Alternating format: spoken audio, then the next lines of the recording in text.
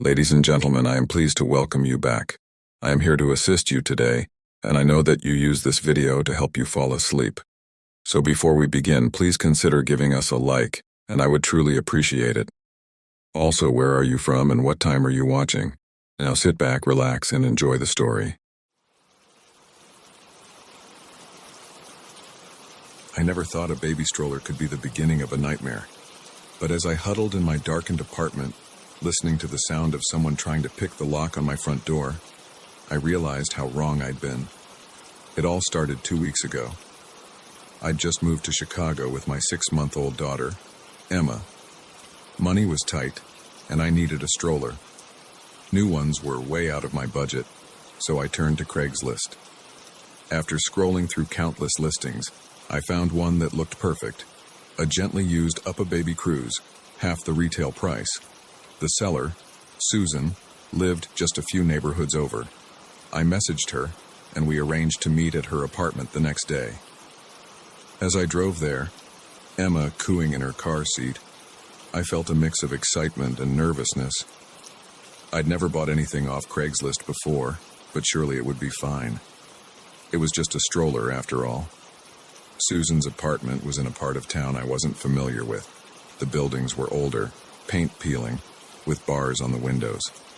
I double-checked the address, took a deep breath, and knocked on the door. A woman in her mid-30s answered, smiling warmly. "You must be Anna," she said. "Come on in. I'm Susan." I hesitated for a moment, then stepped inside, holding Emma close. The apartment was cluttered but clean, toys scattered across the floor. A toddler peered at us from behind the couch. "That's my little one, Zoe," Susan said, gesturing to the child. "She just turned 3. They grow up so fast, don't they?" I nodded, relaxing a bit. "They really do. Emma here is already 6 months. I can hardly believe it." Susan led me to the living room where the stroller stood. It looked even better than in the photos, barely a scratch on it. As I examined it, Susan chatted about her kids, asked me questions about Emma. It felt normal. Nice, even. After a bit of small talk and a test run pushing the stroller around the apartment, I handed over the cash. Susan helped me carry it down to my car. "Drive safe," she said as I strapped Emma in. "There are some crazy drivers out there." I waved goodbye, feeling pleased with my purchase. It wasn't until I was halfway home that I realized how odd that last comment had been. How did she know which direction I was going? I shook off the thought. I was being paranoid. Susan was just being friendly, that's all. The next few days were uneventful. The stroller worked perfectly, and I started to forget about the slightly strange interaction with Susan. But then on day 4, I noticed something odd. I was walking Emma to the park when I saw a car parked across the street. It was a nondescript sedan, dark blue or black. What caught my attention was the driver. He seemed to be watching me. When I looked directly at him, he quickly turned away. I picked up my pace, heart beating a little faster. At the park, I kept glancing around, but the car was nowhere to be seen. I told myself I was imagining things, but the next day, I saw it again. Same car, same spot. This time, when I looked, the driver didn't look away. He just stared, his expression unreadable behind dark sunglasses. I hurried back home, pushing the stroller faster than usual. Emma started to fuss, picking up on my anxiety. As soon as I got inside, I locked the door and called my best friend, Lisa. "Am I going crazy?" I asked after explaining the situation. "Maybe I'm just sleep-deprived and seeing things." Lisa's voice was concerned. "I don't think you're crazy, Anna. That definitely sounds creepy. Have you seen the car any other times?" I thought back. Now that you mention it, I think I might have. I didn't pay much attention before, but a chill ran down my spine. Oh God, Lisa, what if they've been following me this whole time?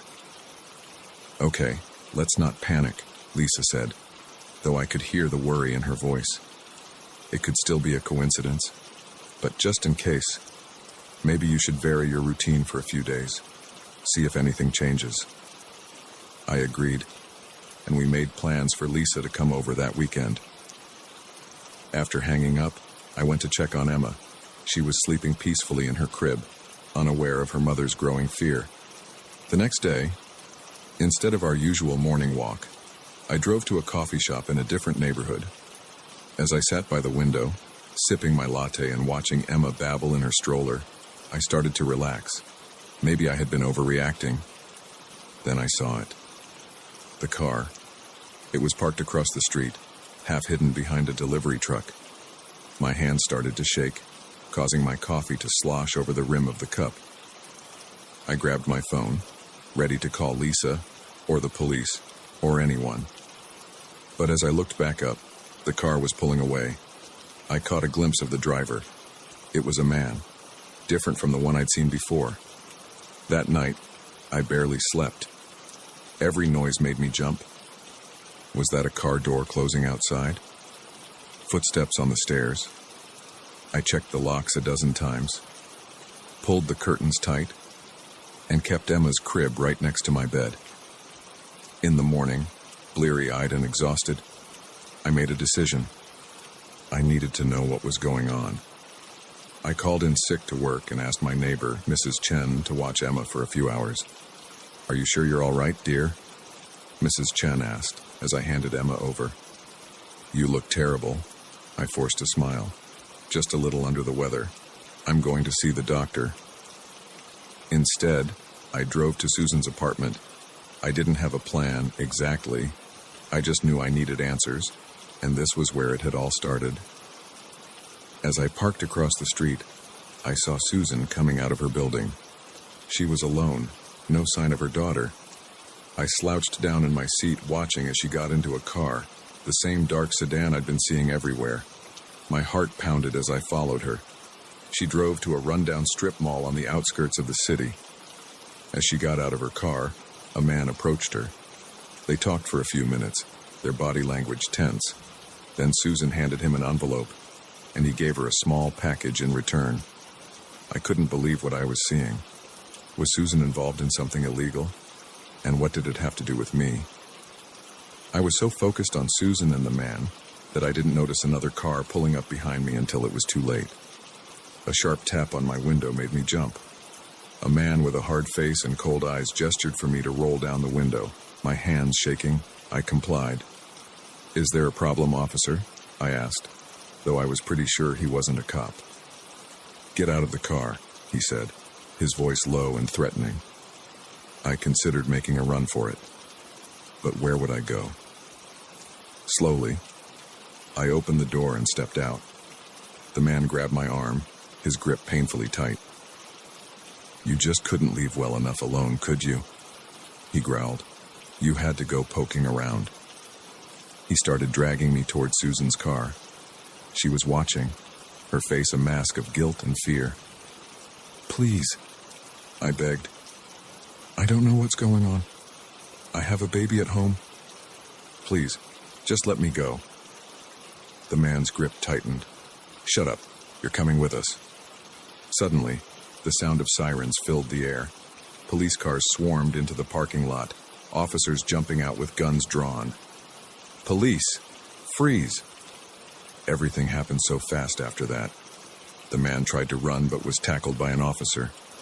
Susan burst into tears, falling to her knees with her hands up.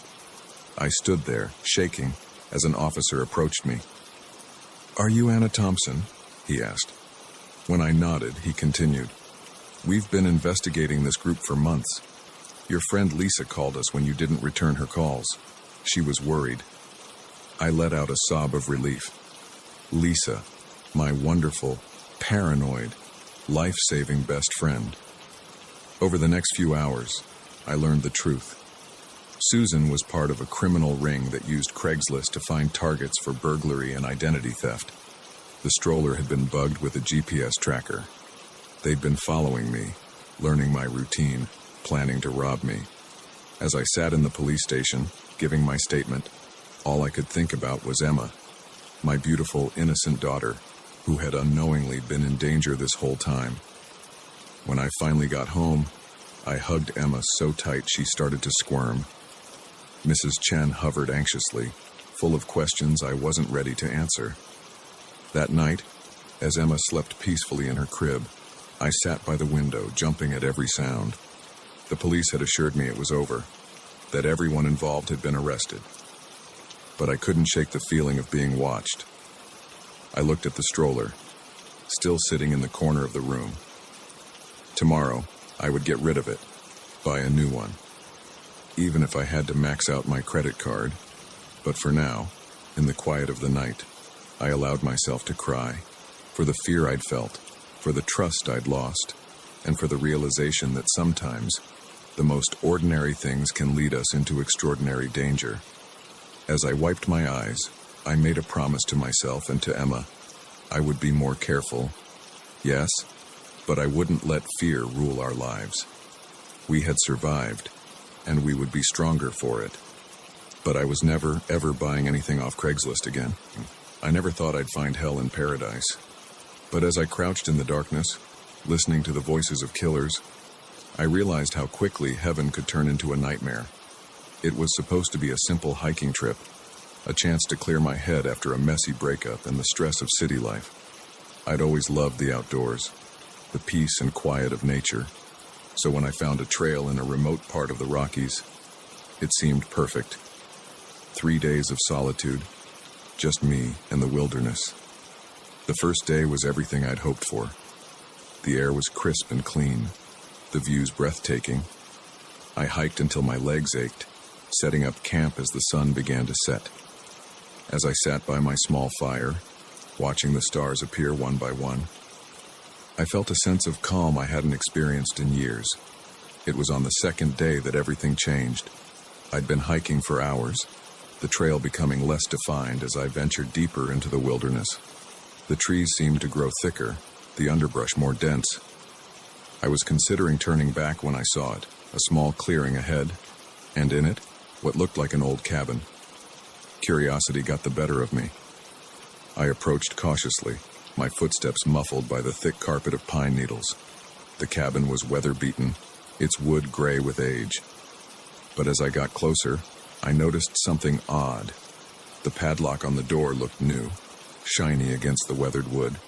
I told myself I should leave, continue on my hike, but something held me there. Maybe it was the mystery of it, or maybe just the need for some form of human connection after a day and a half alone in the woods. I circled the cabin, peering in through grimy windows. The interior was dark, but I could make out shapes of furniture, a table, some chairs. It looked lived in, not abandoned as I'd first thought. As the sun began to set, I decided to make camp nearby. I told myself it was just to rest, but deep down, I knew I was hoping to catch a glimpse of whoever used this isolated cabin. I set up my tent a little ways off, hidden in a thick stand of trees. As darkness fell, I doused my fire and settled in for the night, my ears straining for any sound. Hours passed. I was on the edge of sleep when I heard it, the low rumble of an engine. My eyes snapped open, suddenly wide awake. The sound grew louder, and then I saw headlights cutting through the trees. Heart pounding, I unzipped my tent just enough to peer out. A large pickup truck pulled into the clearing, its headlights illuminating the cabin.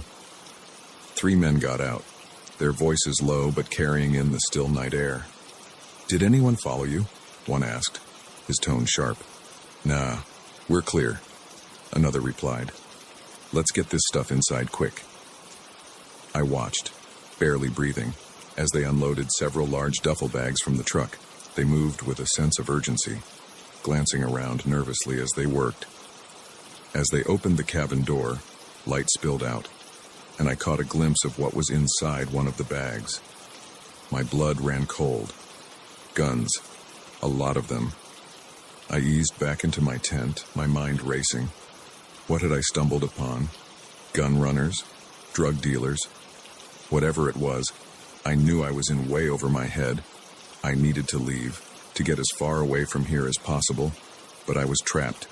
My car was miles away, and in the darkness and with these men around, trying to hike out would be suicide.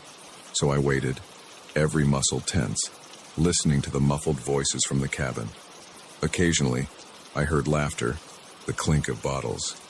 They were drinking, which somehow made it all even more terrifying.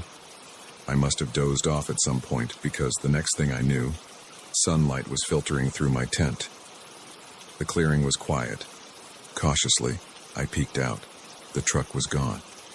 This was my chance. I started packing up my gear as quickly and quietly as I could. Just as I was about to leave, I heard voices again, but these were different, loud, angry. "I'm telling you, someone's been here," a voice shouted. "Look at these tracks." My heart stopped. In my haste to leave, I'd been careless. They'd seen signs of my camp. "Spread out," another voice commanded. "Find them." Panic surged through me. I abandoned my tent, grabbing only my backpack. I ran, no longer caring about noise, just needing to put distance between myself and the cabin. I crashed through the underbrush, branches whipping at my face. I could hear them behind me, shouting to each other. They were gaining. My foot caught on a root and I went down hard, tumbling down a small slope. Pain shot through my ankle as I tried to stand. Sprained, maybe broken. I couldn't run. Desperately, I looked around. There, a few feet away, was a fallen tree, its roots creating a small cavity. It was my only chance.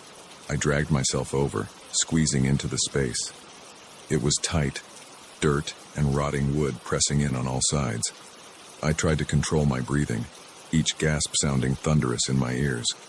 Footsteps approached, crunching on leaves and twigs. "Where are you, you little rat?" A voice growled, terrifyingly close. I closed my eyes, willing myself to disappear. The footsteps circled my hiding spot. Once, twice. "Anything," a voice called from a distance. "Nah," the man near me replied. "Trail goes cold here. Must have doubled back." "All right, regroup at the cabin. We need to move everything. Now." The footsteps receded. Still, I didn't move. I don't know how long I lay there, every sound making me flinch. Hours, maybe. When I finally gathered the courage to peek out, the forest was quiet. No voices, no footsteps, just the normal sounds of birds and wind in the trees. Slowly, painfully, I extracted myself from the hiding spot. My whole body ached, my ankle throbbing, but I was alive. I limped through the forest, only vaguely aware of which direction I was going. My only thought was to put as much distance between myself and that cabin as possible. As the day wore on, my pace slowed. My ankle was swollen. Each step, agony. The forest seemed to go on forever, trees blurring together in a green haze. Just as despair was starting to set in, I heard it, the faint sound of running water, a stream, and where there was a stream, there might be a trail. I followed the sound, hope giving me a second wind, and there it was. A small stream, and beside it, a narrow but clear trail. I wanted to cry with relief. I started down the trail, my steps a little lighter despite the pain. As I walked, I started to hear something else. Voices, but not the harsh, angry voices from before. These were light, cheerful, the sound of laughter. I rounded a bend, and there they were, a family, 2 parents, and a couple of kids, setting up camp by the stream. They looked up as I approached, their smiles fading to concern as they took in my appearance. "Are you all right?" the father asked, already moving towards me. I opened my mouth to reply, but no words came out. Instead, to my horror and embarrassment, I burst into tears. The next few hours passed in a blur. The family, the Johnsons, were on a weekend camping trip. They gave me food, water, and first aid for my ankle. Mr. Johnson used a satellite phone to call for help. As we waited for the Rangers to arrive, I told them a version of what happened, leaving out the parts about guns and being chased. I said I'd gotten lost and hurt my ankle. They were sympathetic, the kids wide-eyed at my adventuring, When the Rangers finally arrived, I was taken to a small clinic in the nearest town. As a paramedic checked my ankle, a police officer came to take my statement. This time, I told the whole story. The cabin, the men, the guns, the chase. The officer's face grew increasingly serious as I spoke. "You're lucky to be alive," he said when I finished. "We've been trying to track down this group for months. They're part of a large weapons smuggling operation." He asked me more questions, writing rapidly in his notebook. When he was done, he assured me they would investigate immediately. "We'll need you to stay in town for a few days," he said, "just until we can verify everything." I nodded, too exhausted to argue. As he left, a nurse came in with some painkillers. As they started to take effect, I felt myself drifting off. In my dreams, I was back in the forest, running from unseen pursuers. But this time, there was no hiding place, no fallen tree to crawl under. I woke with a start, my heart pounding. It took me a moment to remember where I was. The small clinic room was dark, moonlight streaming through the window. I was safe. But as I lay there, listening to the quiet beep of machines and the soft footsteps of nurses in the hallway, I knew something had changed. The forest, once a place of peace and refuge, now held a darker meaning. I thought about the hike I'd planned, the solitude I'd craved. It seemed naive now, almost laughable. In seeking to escape the complexities of city life, I'd stumbled into a nightmare far worse than anything I'd left behind. As I drifted back to sleep, one thought kept circling in my mind. Sometimes, the real dangers aren't in the world we're trying to escape, but in the one we're running towards. And paradise, I'd learned, can hide the darkest secrets of all.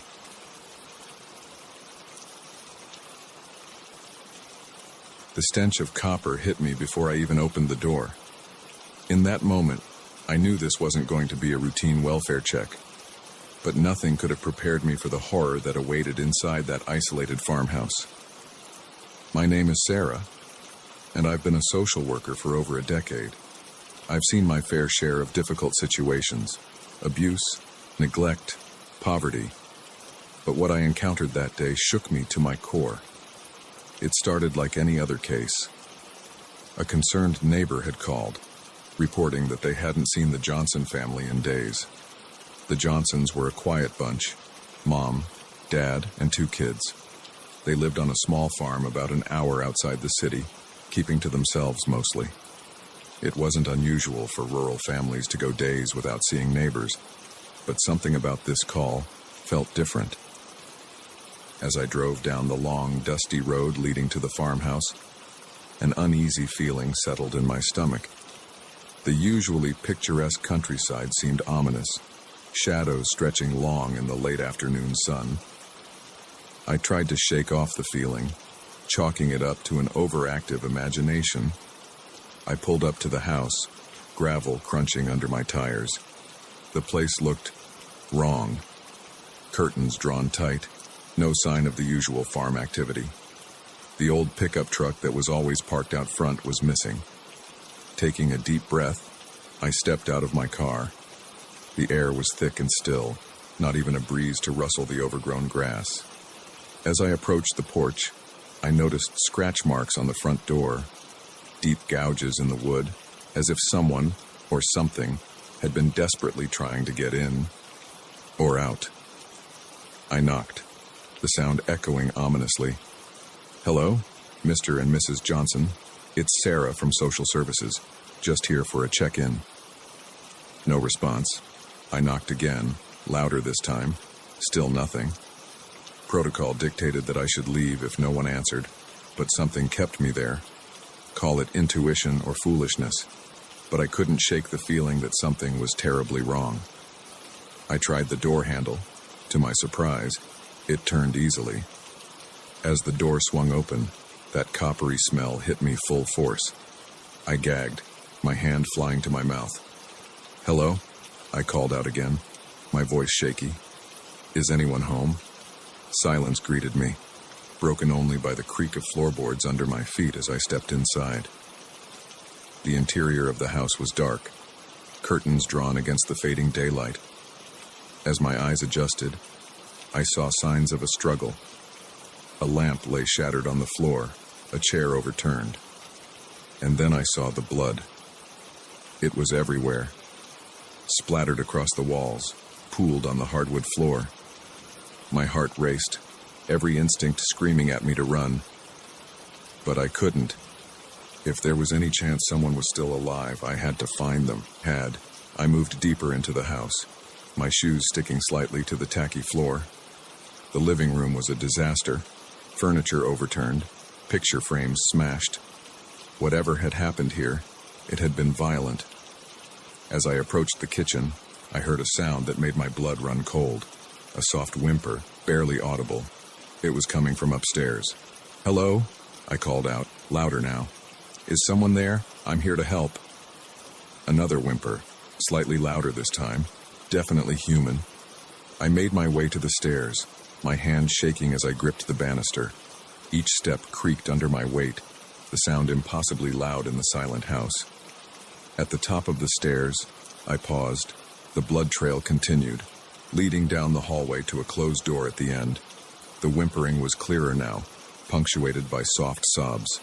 I approached the door slowly, my heart pounding so hard I could feel it in my throat.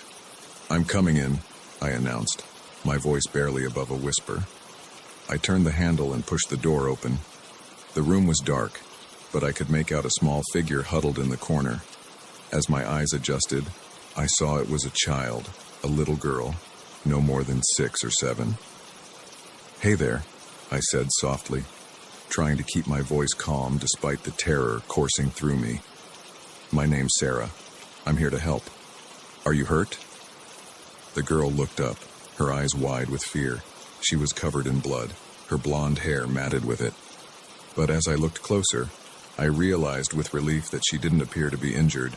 The blood wasn't hers. I took a step towards her, and she flinched. "It's okay," I soothed. "I'm not going to hurt you. Can you tell me your name?" Lucy," she stammered. "My name is Lucy." "Hi, Lucy," I said, kneeling down to her level. "Can you tell me what happened? Where are your parents?" At the mention of her parents, Lucy's face crumpled.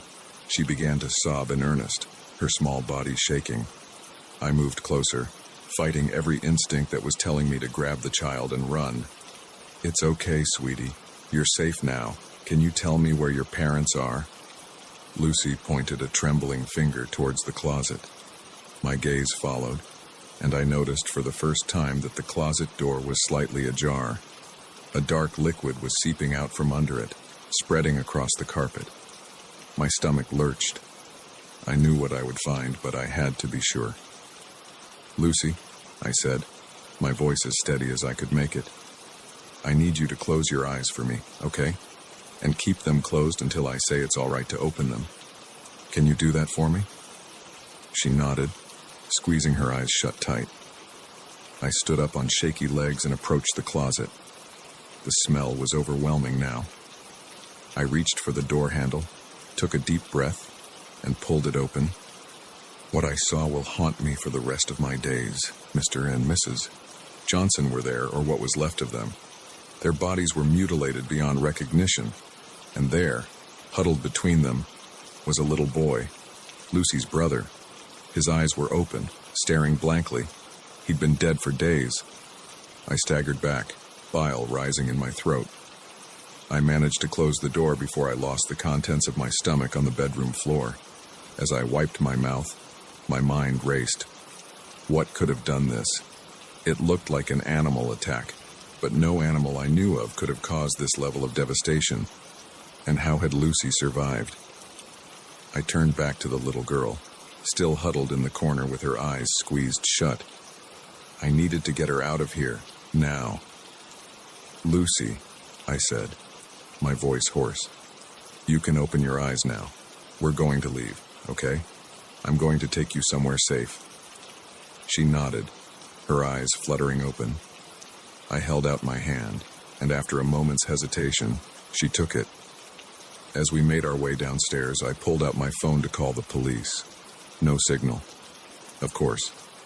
We stepped outside. the fresh air a blessed relief from the horror inside. I led Lucy to my car, helping her into the back seat. As I closed the door, I heard something that made my heart stop. A low, guttural growl. I turned slowly, my eyes scanning the overgrown field beside the house. There, at the edge of the tall grass, I saw movement. Something large, moving on all fours, In the fading light, I caught a glimpse of matted fur, of long, sharp claws, and eyes, glowing in the twilight, fixed directly on me. I didn't think, I didn't breathe, I just moved. I yanked open the driver's door, threw myself inside, and turned the key. The engine roared to life just as the creature burst from the grass, charging towards us. I slammed the car into reverse, tires spinning in the gravel. In the rearview mirror, I saw it gaining on us, impossibly fast. Its jaws were open, revealing rows of razor-sharp teeth. We hit the road and I shifted into drive, flooring the accelerator. The creature was right behind us, so close I could hear its claws scraping against the trunk. "Hold on, Lucy," I shouted, swerving to try and shake it off. For miles, it chased us. Every time I thought we'd lost it, I'd catch a glimpse of it in the mirror, tireless, relentless. It wasn't until we hit the main road, other cars appearing around us, that it finally fell back. As we sped towards the city, lights appearing on the horizon, I allowed myself to breathe. Lucy was curled up in the back seat, silent. I glanced back at her, this tiny survivor of unimaginable horror. "It's okay," I said, trying to convince myself as much as her. "We're safe now." But as I drove through the night, my hands shaking on the steering wheel, I knew that wasn't true. We had escaped, yes, but safety, that was an illusion that had been shattered forever. Whatever that thing was, it was still out there. And as the adrenaline faded and the reality of what I'd seen began to sink in, I realized that my life, and Lucy's, would never be the same. The quiet countryside I'd driven through just hours ago now seemed full of shadows, of hidden dangers, and I knew that from this night forward, every darkness would hold the potential for terror, every silence the promise of that bone-chilling growl. As we drove into the city, the familiar skyline offering little comfort, I made a silent vow. I would protect Lucy. I would find out what happened to her family. And somehow, someday, I would make sense of the nightmare we'd lived through. But deep down, I knew. Some horrors can't be explained. Some terrors don't end when the sun rises. And sometimes, the monsters that hide in the shadows are all too real.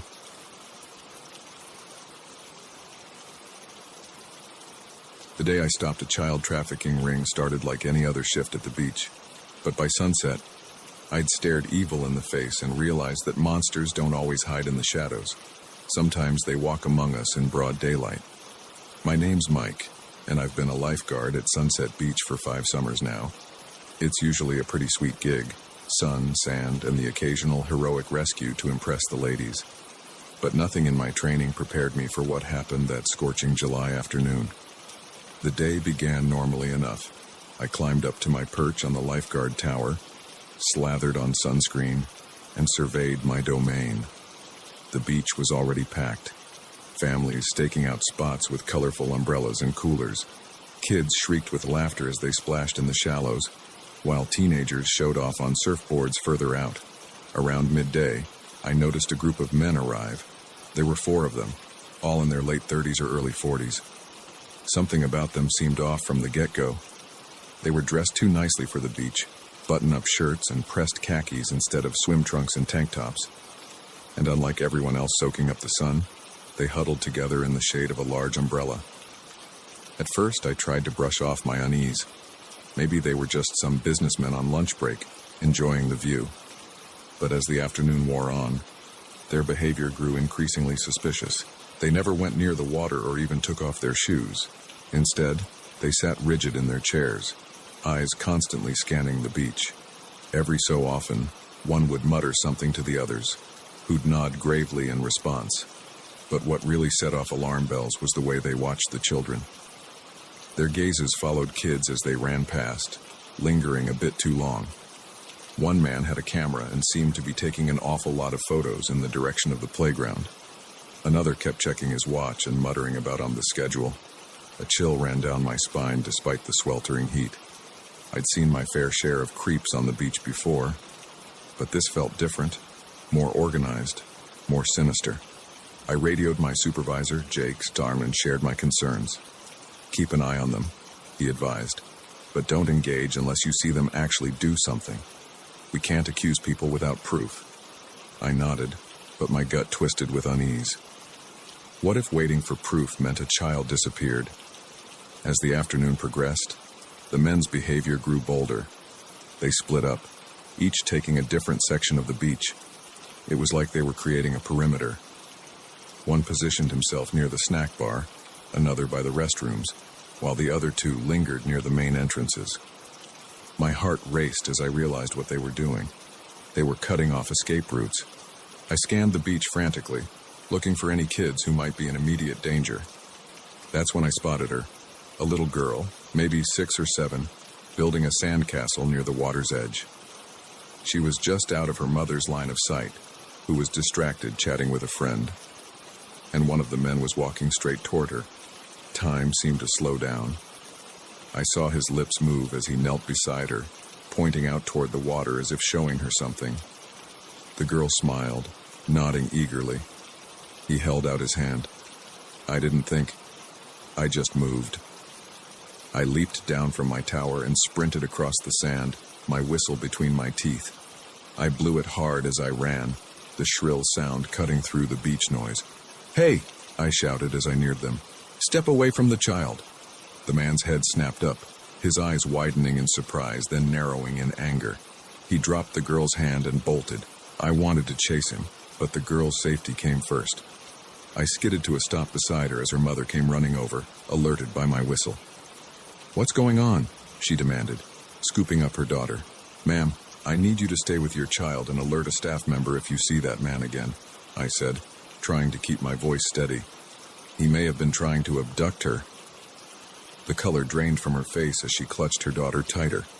I didn't wait for a response, already scanning the beach for the other suspects. They were on the move, clearly realizing their cover was blown. I saw one making a beeline for the parking lot, and, while another was quickly packing up their belongings, I grabbed my radio. "Jake, it's Mike. Those men I told you about, they just tried to lure a child away. I think we're dealing with traffickers. We need to lock down the beach now." Jake's response was immediate. "Copy that. I'm calling the police. Don't approach them alone, Mike. These guys could be dangerous." But I was already running toward the parking lot, determination overriding caution. I couldn't let them get away. Not when children's lives were at stake. I reached the lot just as one of the men was climbing into a dark SUV. Without thinking, I grabbed a beach umbrella from a nearby stand and hurled it like a javelin.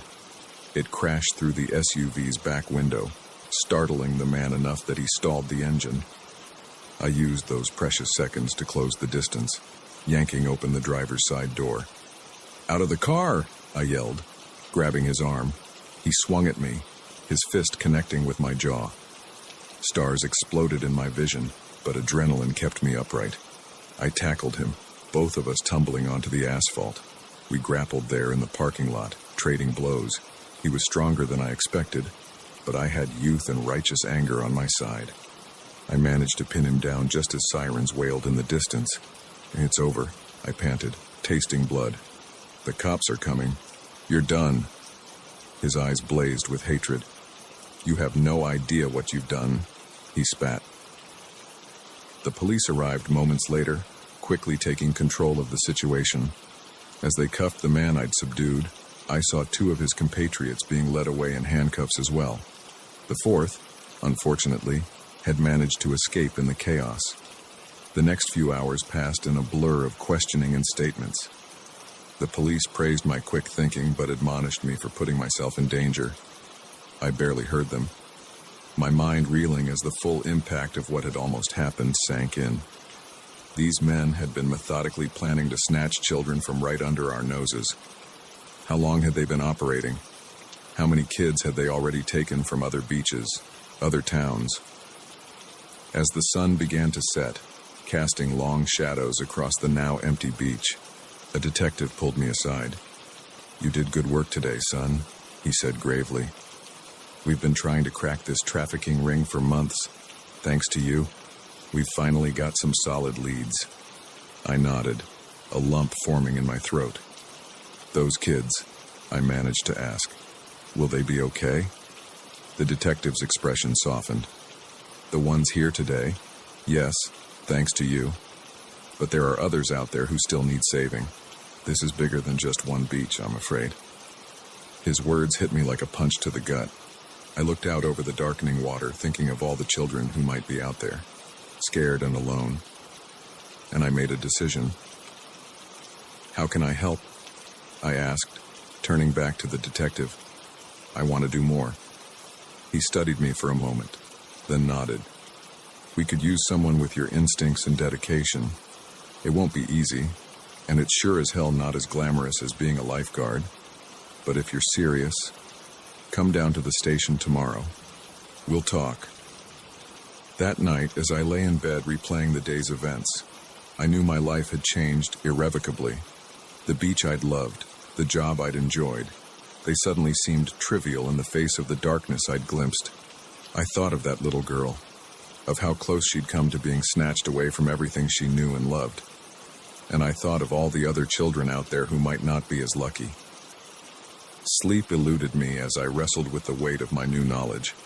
The world suddenly seemed a much darker, more dangerous place.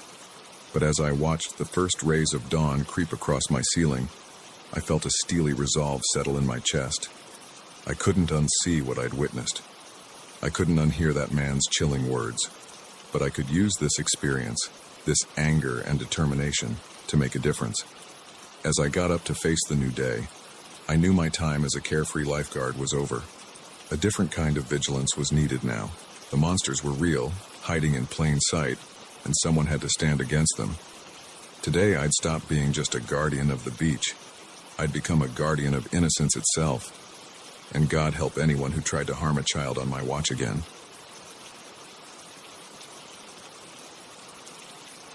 I never thought a dusty old box would be the key to unlocking a world of danger and intrigue.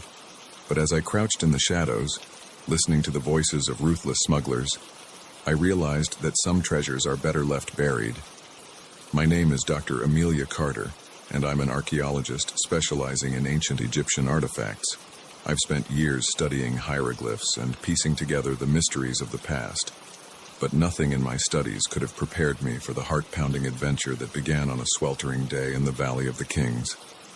It was my third season, working on a dig site near Luxor. The heat was oppressive, the sun beating down mercilessly as my team and I carefully excavated a promising area. We'd been at it for weeks, unearthing pottery shards and the occasional bit of jewelry, but nothing extraordinary. That all changed when my trowel hit something solid. "Hey, guys," I called out, excitement bubbling in my voice. "I think I've found something." My colleagues gathered around as I carefully brushed away the sand. Slowly, the object began to take shape, a small wooden box, intricately carved with symbols I didn't recognize. Dr. Carter, my assistant, Tom, whispered in awe, "This doesn't look like anything we've seen before." He was right. The box didn't fit with the time period we were excavating. It was older, much older, and far better preserved than it should have been. With trembling hands, I lifted the box from its resting place. It was surprisingly heavy for its size, and I could hear something shifting inside. "Let's get this back to the lab," I said, cradling the box like a newborn. "We need to document everything before we open it." Back at our makeshift lab, we carefully photographed and measured the box. The hieroglyphs were unlike any I'd seen before, a mixture of known symbols and completely foreign ones. It was maddening. I could almost understand it, but crucial pieces were missing. As the sun set, casting long shadows across the desert, we finally prepared to open the box. My heart raced as I carefully lifted the lid. Inside, nestled on a bed of what looked like silk, were several small artifacts. A golden scarab beetle, its eyes made of deep red gems, a set of small tools, their purpose unclear, and most intriguingly, a collection of papyrus scrolls, miraculously preserved. "This is incredible," I breathed, carefully unrolling one of the scrolls. The writing was crisp and clear, as if it had been penned yesterday instead of thousands of years ago. This could change everything we know about ancient Egyptian culture. We worked late into the night, cataloging and photographing each item. It wasn't until the early hours of the morning that I finally collapsed into my cot, my mind whirling with the possibilities this discovery presented. The next few days were a blur of excitement and research. We kept the find under wraps, not wanting to alert the media until we had a better understanding of what we were dealing with. But as I delved deeper into translating the scrolls, a sense of unease began to grow. The texts spoke of hidden temples, of rituals and powers that defied explanation, and more worryingly, of a group dedicated to protecting these secrets at all costs. It was on the 5th night after our discovery that things took a dark turn. I was working late in the lab, poring over one of the scrolls, when I heard voices outside, angry voices, speaking in hushed tones. Curiosity got the better of me. I crept to the window, peeking out from behind the curtain. What I saw made my blood run cold. 2 men, dressed in dark clothes, were arguing with one of our local workers. I couldn't make out what they were saying, but their body language was clear. They were threatening him. I watched, heart pounding, as they pressed something into the worker's hand, money, I assumed, and then melted back into the shadows. Sleep eluded me that night. Who were those men? What did they want? A part of me hoped it was unrelated to our discovery, but deep down, I knew better. The next morning, I pulled Tom aside. "We need to be careful," I told him, recounting what I'd seen. I think someone might be after the artifacts." Tom's face paled. "What do we do? Should we tell the authorities?" I shook my head. "Not yet. We don't know who we can trust. For now, let's just keep everything under tight security. Don't let anyone near the artifacts unless I'm present." But despite our precautions, the atmosphere at the dig site changed. I felt eyes on me constantly. Whispered conversations would stop abruptly when I approached. And then, items started to go missing. Small things at first. A notebook here, a tool there. But it was enough to set me on edge. It all came to a head a week later. I was working late again, trying to decipher a particularly tricky passage in one of the scrolls. The lab was quiet, everyone else having retired for the night. A noise outside made me jump. Footsteps, trying to be quiet but failing in the stillness of the night. I quickly turned off my lamp and ducked behind a large crate, my heart thundering in my chest. The door creaked open. 2 figures slipped inside, their faces obscured by the darkness. They moved with purpose, heading straight for the safe where we kept the artifacts. "Hurry up," one of them hissed. "We need to get this done before anyone notices." I watched in horror as they expertly cracked the safe, pulling out the box and its precious contents. They worked quickly, transferring everything into a backpack. I must have made a noise, a gasp, a shifting of my weight, because suddenly, one of them whirled around, peering into the darkness where I hid. "Someone's here," he growled. I didn't wait. I bolted, knocking over equipment in my haste to get to the door. Behind me, I heard shouts and the sound of pursuit. I ran into the night, the cool desert air whipping past me. I had no plan, no destination in mind, just an overwhelming need to get away, to protect the knowledge we'd uncovered. I don't know how long I ran. My lungs burned, my legs ached, but fear kept me going. Eventually, I found myself in a small copse of trees, an oasis in the desert. Collapsing behind a large rock, I tried to catch my breath and think, what could I do? Who could I trust? As if in answer to my unspoken questions, I heard the rumble of an approaching vehicle. Peering out from my hiding spot, I saw a Jeep pull up. Tom jumped out, looking frantic. "Dr. Carter!" He called out, "Are you here? It's me, Tom. You're in danger." Relief flooded through me. I stumbled out from behind the rock. "Tom, thank God. They took the artifacts. We need to..." My words died in my throat. Behind Tom, emerging from the Jeep, were the two men I'd seen in the lab. Tom's face fell. "I'm so sorry, Dr. Carter," he said, his voice heavy with regret. "They have my family. I didn't have a choice." I backed away, my mind reeling with betrayal. But there was nowhere to run. The men approached, their expressions grim. "Dr. Carter," one of them said, his voice surprisingly gentle. "We don't want to hurt you, but you've stumbled onto something bigger than you can imagine, something that needs to stay hidden." "Who are you?" I demanded, trying to keep the fear out of my voice. "We're keepers of an ancient secret," the other man replied. "The artifacts you found, they're part of something dangerous, something that could upset the balance of the world if it fell into the wrong hands." I wanted to laugh. It sounded absurd, like something out of a movie. But the gravity in their eyes, the way Tom wouldn't meet my gaze, it made a horrifying kind of sense. "What happens now?" I asked, my voice barely a whisper. The first man sighed. "Now, you have a choice.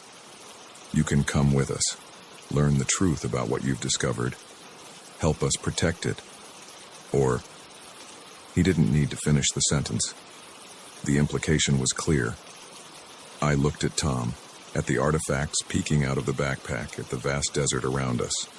In that moment, I realized that the quiet life I'd known, the simple pursuit of knowledge, it was over. I took a deep breath. "I'll come with you," I said, "but I want answers. All of them." The men nodded, relief evident on their faces. As they led me to the Jeep, I cast one last look at the dig site in the distance, the place where my old life had ended, and a new, dangerous chapter had begun. As we drove off into the night, the box of artifacts secure between us, I couldn't help but wonder, in uncovering the secrets of the past, had I sealed my own fate? Only time would tell. But one thing was certain, the dusty world of archaeology would never be the same for me again. I always thought I was a good judge of character, but on that rainy night, as the stranger in my passenger seat revealed his true nature, I realized how deadly wrong I could be. My name's Sarah, and I've been driving for a rideshare company for about a year now. It's not glamorous, but it pays the bills and lets me meet all sorts of interesting people. At least, that's what I used to think before that fateful night. It was a Friday evening in late October, the kind of night where the rain comes down in sheets, turning the world into a blur of neon reflections and headlights. I'd been driving for hours, ferrying drunk college kids and weary office workers through the slick streets of downtown. I was just about to call it quits when my phone pinged with one last ride request. The pickup location was on the outskirts of town, near an old industrial park. Not the safest area, but the surge pricing was too good to pass up. Besides, I told myself, what were the odds of something bad happening on my very last ride? As I pulled up to the address, I saw a lone figure standing under a flickering streetlight. He was tall and lean, wearing a dark hoodie pulled low over his face. A small duffel bag was slung over his shoulder. I hesitated for a moment, my instincts screaming at me to drive away. But then I remembered all the times I'd been judged unfairly based on my appearance. Who was I to do the same to this guy? I unlocked the doors and he slid into the back seat, bringing with him the smell of rain and something else I couldn't quite place. "Thanks for stopping," he said, his voice low and gravelly. Not many people would pick up a guy like me in this part of town. I forced a smile, meeting his eyes in the rearview mirror. They were dark and intense, sending a shiver down my spine. "No problem," I replied, trying to keep my voice steady. "Where to?" He gave me an address about an hour outside of town. It was way out of my usual area, but the fare would be substantial. I punched it into my GPS and pulled away from the curb. For the first few minutes, we drove in silence. The only sounds were the rhythmic swish of the wipers and the patter of rain on the roof. I tried to focus on the road, but I could feel his eyes on me, watching my every move. "So," I said, desperate to break the tension, "what brings you out to the middle of nowhere on a night like this?" He was quiet for so long I thought he hadn't heard me. When he finally spoke, his words sent ice through my veins. "I'm running from something," he said. "Something bad." I gripped the steering wheel tighter, my knuckles turning white. "Oh," I managed to squeak out. "Like what?" He leaned forward, his breath hot on my ear. "The police," he whispered. "I've done something terrible, and they're after me." My heart was pounding so hard I was sure he could hear it. I tried to keep my voice calm as I asked, What did you do?" He sat back, and I could hear the smile in his voice. "Why don't you pull over and I'll show you?" Every instinct I had was screaming at me to floor it, to get as far away from this man as possible. But we were on a deserted stretch of highway, trees looming on either side. There was nowhere to go. I don't think that's a good idea," I stammered. "Maybe I should just take you to your destination." His hand shot out, gripping my shoulder with surprising strength. "Pull over. Now." I did as he said, easing the car onto the muddy shoulder. As soon as we stopped, he was out of the car, moving around to my door. I fumbled with the lock, but he was faster, yanking the door open and dragging me out into the rain. I stumbled, falling to my knees in the mud. When I looked up, he was standing over me, a wicked-looking knife glinting in his hand. "Please," I begged, rain and tears mingling on my face. "You don't have to do this." He crouched down, bringing the knife close to my cheek. "Oh, but I do," he said almost tenderly. "You see, I can't have any witnesses, and you, my dear, have seen far too much." I closed my eyes, waiting for the bite of the blade. But instead, I heard a sound that made my eyes fly open in shock. Laughter. The man was laughing, deep belly laughs that shook his whole body. And then, to my utter disbelief, he helped me to my feet. "Oh man," he said, wiping tears from his eyes. "You should see your face right now. Priceless." I stared at him, my mind struggling to process what was happening. What's going on?" He grinned, all traces of menace gone from his face. "It's a prank, sweetheart, for my YouTube channel. See?" He pointed to a small camera attached to his hoodie. "You've been punked." Relief washed over me, quickly followed by anger. "Are you kidding me?" I shouted, shoving him hard. "You scared me half to death. What is wrong with you?" His grin faltered. "Hey, come on. It's just a joke. People love this stuff online."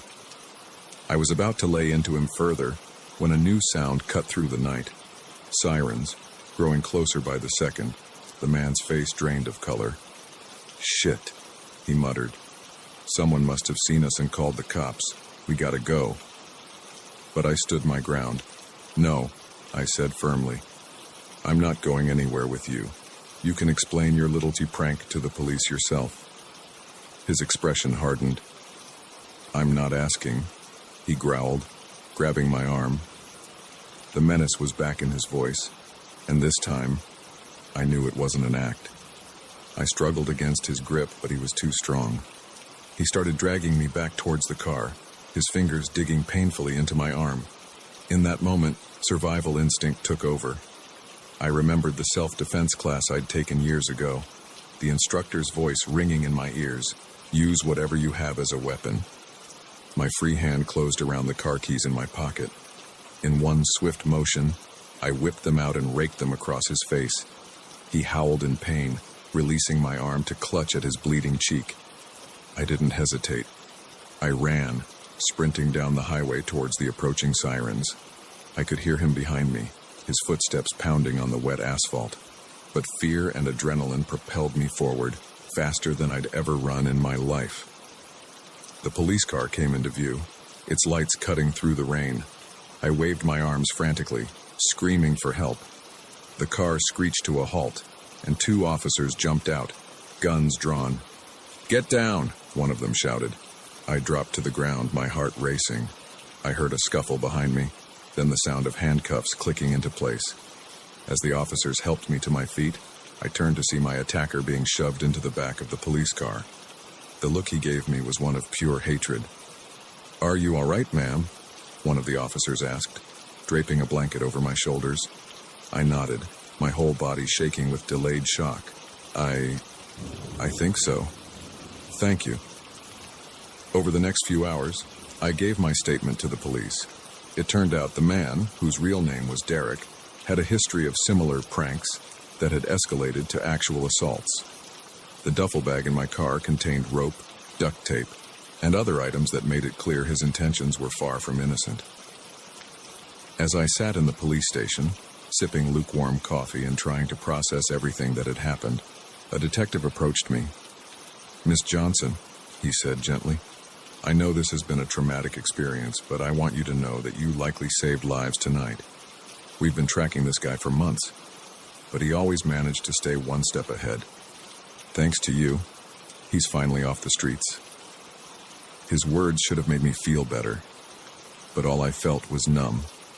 The realization of how close I'd come to becoming another statistic, another tragic headline, was overwhelming.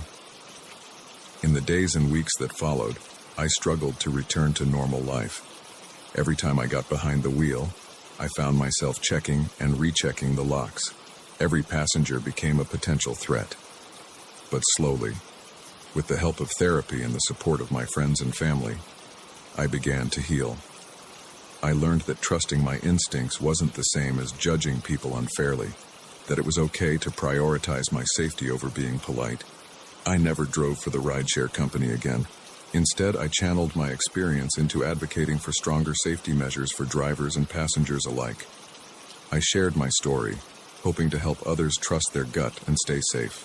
That rainy night changed me forever, but it also showed me a strength I never knew I had. And while I'll always be more cautious now, I refuse to let fear rule my life. After all, for every Derek in the world, there are countless good people, and that's a truth worth remembering, even on the darkest, rainiest nights.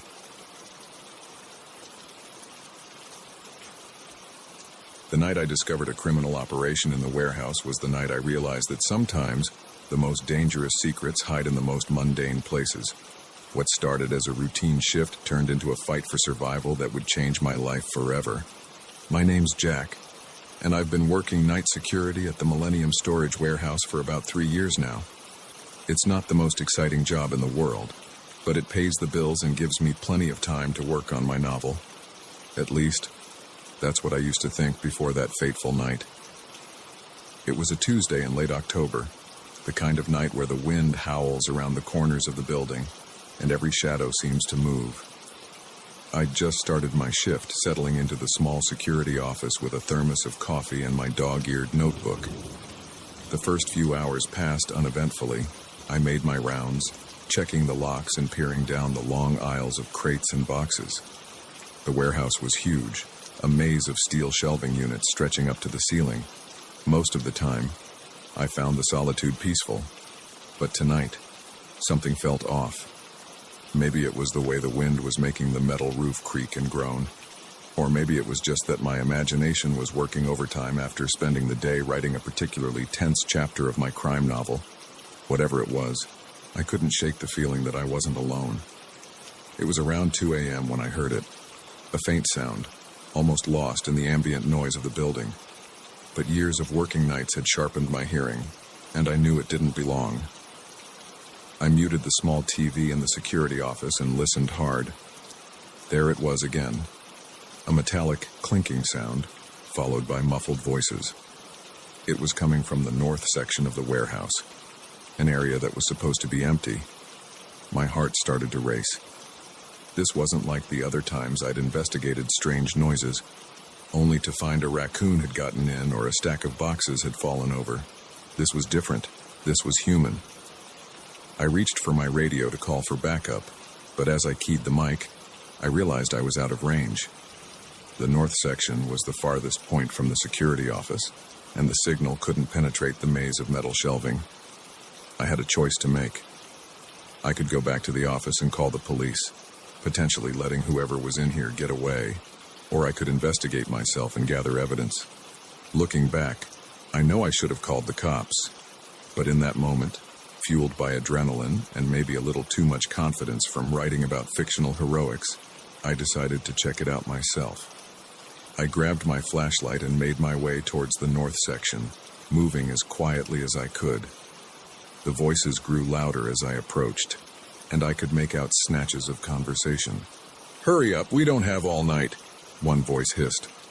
"I'm going as fast as I can," another replied. "This stuff is heavy." I crept closer, my heart pounding so loud I was sure they'd hear it. As I rounded a corner, I saw them, 5 men, all dressed in dark clothing, loading crates onto a forklift. I recognized one of the crates. It had come in last week, marked as electronic components for a local tech company. But as I watched, one of the men pried it open, revealing rows of weapons inside. My blood ran cold. This wasn't just a simple burglary. This was something much bigger, much more dangerous. I must have gasped or made some small noise, because suddenly, one of the men looked up. Our eyes met, and for a split second, the world seemed to freeze. Then all hell broke loose. "We've got company," the man shouted, reaching for something at his waist. I didn't wait to see what it was. I turned and ran, my feet pounding on the concrete floor. Behind me, I could hear shouts and the sound of pursuit. I weaved through the aisles, trying to lose them in the labyrinth of shelves, but they knew the layout too well. Every turn I took, it seemed like one of them was there, cutting off my escape. I found myself cornered in a dead-end aisle, the sounds of footsteps closing in from both sides. Desperate, I looked around for anything I could use as a weapon or a hiding place. That's when I saw it. A small gap between 2 massive crates, just big enough for me to squeeze through. Without hesitation, I dove in, scraping my arms and legs on the rough wood. I held my breath as the men ran past my hiding spot, their flashlight beams sweeping the area. For a moment, I thought I was safe, but then I heard one of them say, "Check every nook and cranny." He couldn't have gone far. I knew it was only a matter of time before they found me. I needed a plan, and fast. As quietly as I could, I fished my cell phone out of my pocket. No signal. Of course. I was about to give up hope when I remembered the emergency call feature. Even without a signal, I might be able to reach 911. With shaking fingers, I dialed the number and pressed the phone to my ear. The seconds it took to connect felt like an eternity. 911, what's your emergency? The operator's voice was the most beautiful sound I'd ever heard. In a whisper, I quickly explained the situation. "I'm at Millennium Storage Warehouse. There are armed men here, smuggling weapons. I'm hiding, but they're looking for me. Please hurry." "Sir, stay calm. We're dispatching units to your location now. Can you stay on the line?" Before I could answer, a hand grabbed my ankle and yanked me out of my hiding spot. My phone clattered to the ground, the operator's voice still faintly audible. I found myself face to face with one of the men, his eyes cold and angry behind a ski mask. "Thought you could hide from us, rent-a-cop?" he sneered. I was hauled to my feet and dragged back to where the others were waiting. My arms were roughly tied behind my back, and I was shoved to my knees. "What do we do with him?" one of the men asked. The leader, a tall man with a scar running down his cheek, looked at me thoughtfully. "We can't leave any witnesses," he said finally. "Take care of him, then we'll finish loading and get out of here." My heart sank. This was it. I was going to die here, in this warehouse, all because I'd been too curious and too stupid to call for backup right away. As one of the men raised a gun, I closed my eyes, bracing for the end. But instead of a gunshot, I heard the most welcome sound in the world, police sirens, growing louder by the second. The warehouse erupted into chaos. The men scattered, dropping their weapons and running for the exits. I heard shouts of, "Police! Freeze!" and the sound of footsteps thundering all around me. When I opened my eyes, I was surrounded by officers. One of them was cutting the ties on my wrists, asking if I was okay. The next few hours passed in a blur of questions and statements. The police had caught most of the men, though a couple had managed to escape.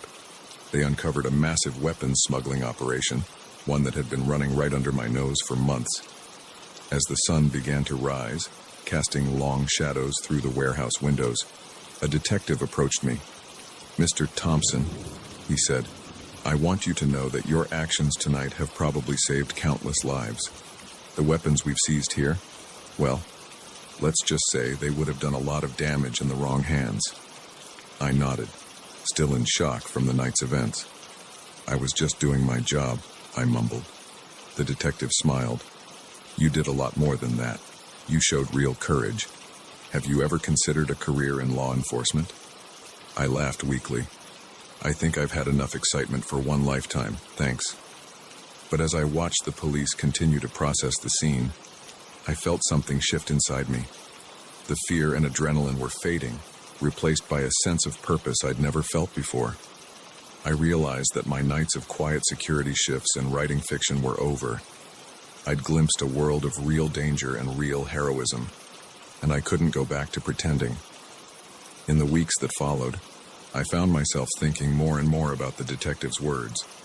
Maybe I did have what it took to make a difference in the real world, not just on the pages of my novel. 6 months later, I enrolled in the police academy. It wasn't an easy decision, and the training was brutal. But every time I doubted myself, I remembered that night in the warehouse. I remembered the courage I'd found when it mattered most. Now, as I patrol the streets in my police cruiser, I sometimes think back to my old job at the warehouse. I think about how one ordinary night changed the course of my life forever, and I realize that sometimes the greatest adventures and the greatest dangers are hiding in the most unexpected places. All it takes is the courage to investigate that strange noise in the night, and the wisdom to know when to call for backup.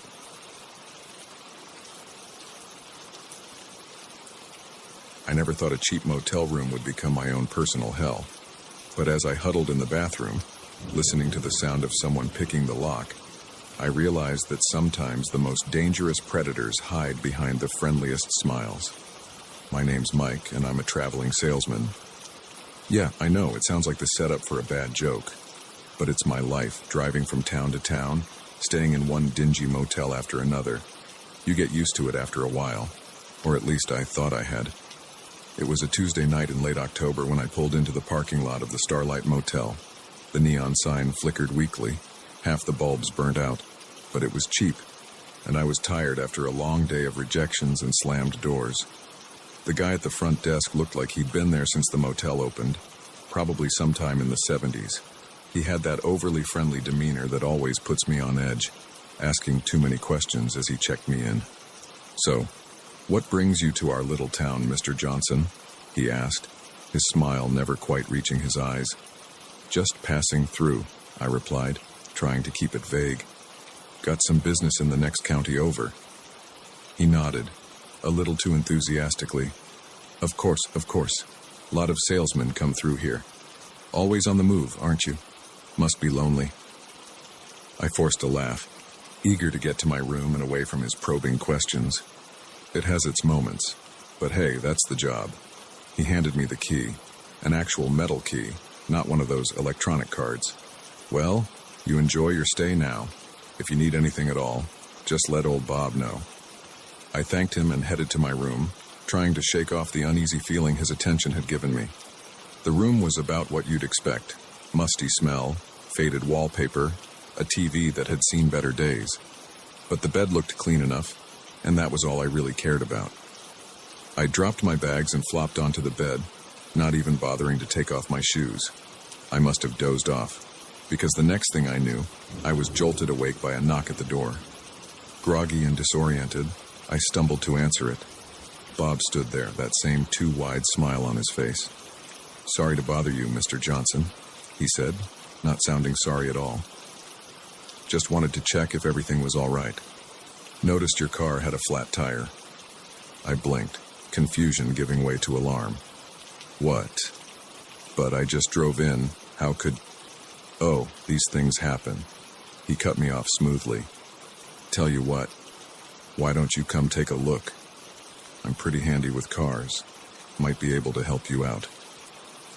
Every instinct I had was screaming at me not to go with him, but I was still half asleep, and the thought of being stranded with a flat tire in the morning was enough to override my caution. "Sure," I said, grabbing my jacket. "Lead the way." We walked out to the parking lot, the night air chilly against my face. As we approached my car, I noticed something odd. All the tires looked fine. I turned to Bob, my mouth open to question him, when I saw the glint of metal in his hand. Before I could react, something hard connected with the side of my head. The world spun, then went black. I came to slowly, my head pounding. As my vision cleared, I realized I was back in my motel room, tied to a chair. Bob stood in front of me, that friendly smile now twisted into something sinister. "Well, well," he chuckled. "Sleeping Beauty awakes. You know, Mr. Johnson, you salesmen are all the same. So trusting, so easy to lure." Fear clawed at my throat as the reality of my situation sank in.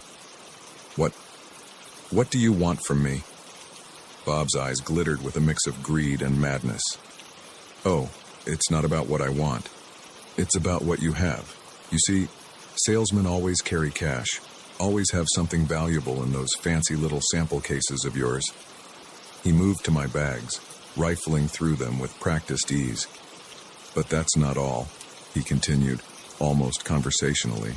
"You're also perfect victims, always on the move. No one misses you for days, sometimes weeks." My blood ran cold as I realized the implications of his words. How many others had fallen into this trap?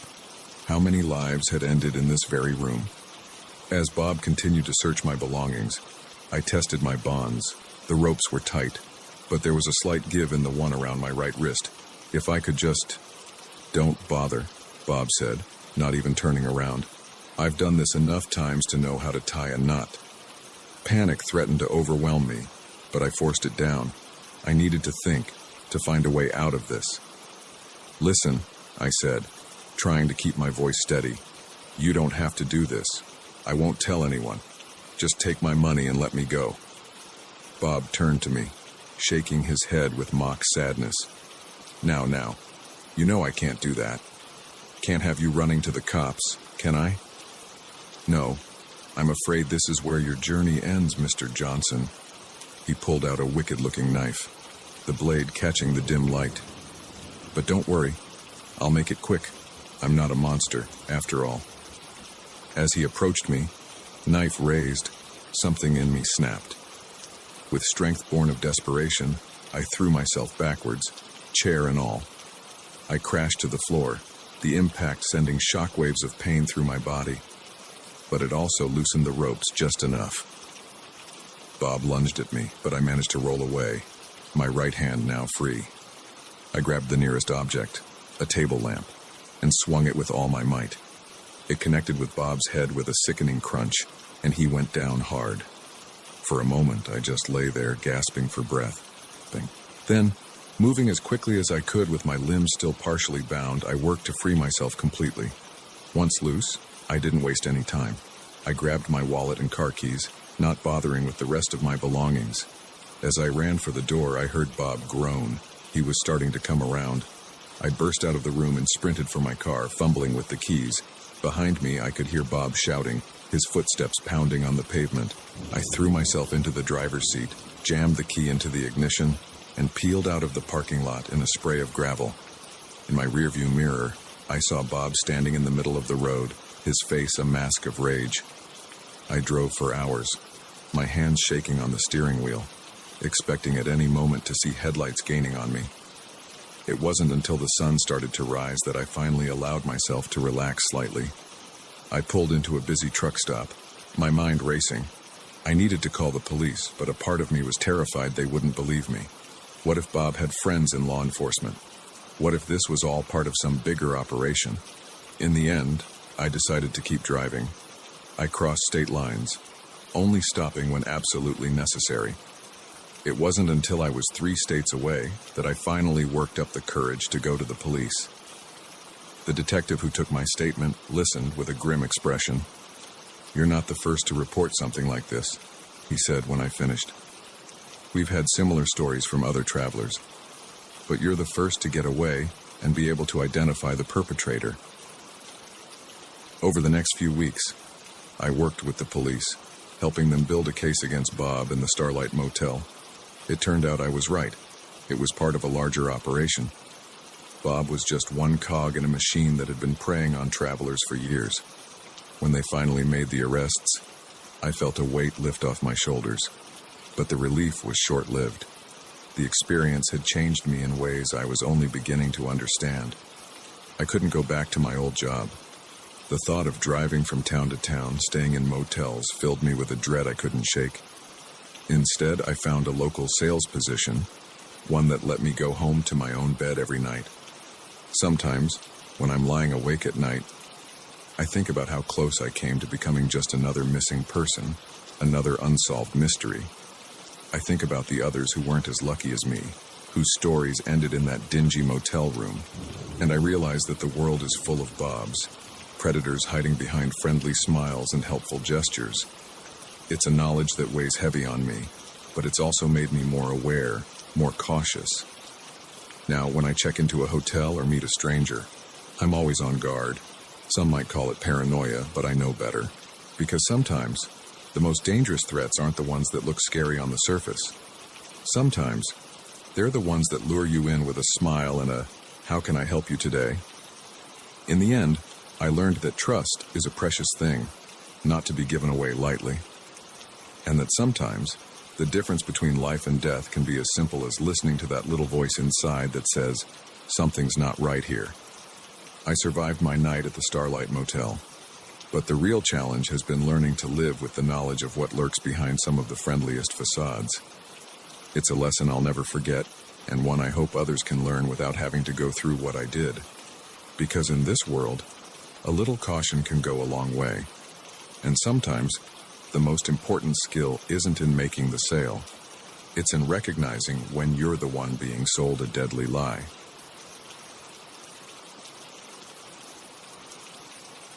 The day I found the first hidden camera was the day my world shattered. But it wasn't until the mysterious messages started appearing on my TV that I realized the true depths of the nightmare I was living in. My name is Olivia, and until 3 months ago, I was just a normal 28-year-old photographer living in a cozy loft apartment in downtown Chicago. I loved my space, the exposed brick walls, the huge windows that let in the perfect natural light for my work, the sense of safety and solitude in the heart of the bustling city. It all started innocently enough. I was cleaning my bathroom, reaching behind the toilet to grab a stray piece of trash, when my hand brushed against something small and hard stuck to the back of the tank. Curious, I pulled it off and examined it. It was a tiny black device, no bigger than a button, with a lens on one side. My blood ran cold as I realized what I was holding. A camera. A hidden camera in my bathroom. At first, I tried to rationalize it. Maybe it was left over from the previous tenant. But as I searched my apartment with growing panic, I found more. One hidden in a potted plant in my bedroom, another disguised as a screw in my kitchen light fixture. Each discovery sent a fresh wave of nausea through me. I called the police, of course. They came, took my statement, collected the cameras as evidence. They were sympathetic but not particularly helpful. "Unfortunately, miss, this kind of thing is becoming more common," the officer told me. "We'll investigate, but without any leads." I knew what he wasn't saying. They probably wouldn't find who did this. I was on my own. The next few weeks were a blur of paranoia and sleepless nights. I had a security company come in and sweep my entire apartment. They found 3 more cameras I had missed. I changed all my locks, installed a state-of-the-art security system, even put privacy film on all my windows. But it wasn't enough. I couldn't shake the feeling of being watched. Every time I entered a room, my eyes would dart to the corners, searching for that telltale glint of a lens. I stopped inviting friends over, too ashamed and scared to explain why I jumped at every sound, why I insisted on whispering even in my own home. Then, about a month after finding the first camera, it happened. I was up late editing photos when my TV suddenly turned on by itself. The screen was black, but white text began to appear as if someone was typing in real time. "Hello, Olivia. Did you really think you could keep me out?" I froze, my heart pounding so hard I could hear it in my ears. This couldn't be happening. It had to be a nightmare. But it was real. All too real. More text appeared. "I see you, Olivia. I've always seen you, and I always will." I yanked the TV's plug from the wall, my hands shaking so badly I could barely grip it. But even with the TV dark and silent, I could feel eyes on me, watching, always watching. That night, I slept in my car, parked in a busy 24-hour grocery store lot. The next day, I went to the police again. They took another report, promised to look into it, but I could see the doubt in their eyes. Without proof, without the message still on my TV, it was just the word of an increasingly paranoid woman. I tried to go about my life as normally as possible. I had photo shoots to complete, clients to meet, but the feeling of being surveilled never left me. I started noticing strange things, my furniture slightly out of place when I came home, as if someone had been in my apartment. My computer files accessed when I knew I hadn't opened them, and the messages kept coming. Sometimes on my TV, sometimes on my computer, always taunting, always reminding me that I was being watched. "That red blouse looks lovely on you, Olivia, but I prefer you in blue. You really shouldn't eat so late at night. It's bad for your digestion. Your mother seemed worried when you talked to her today. Maybe you should visit her soon."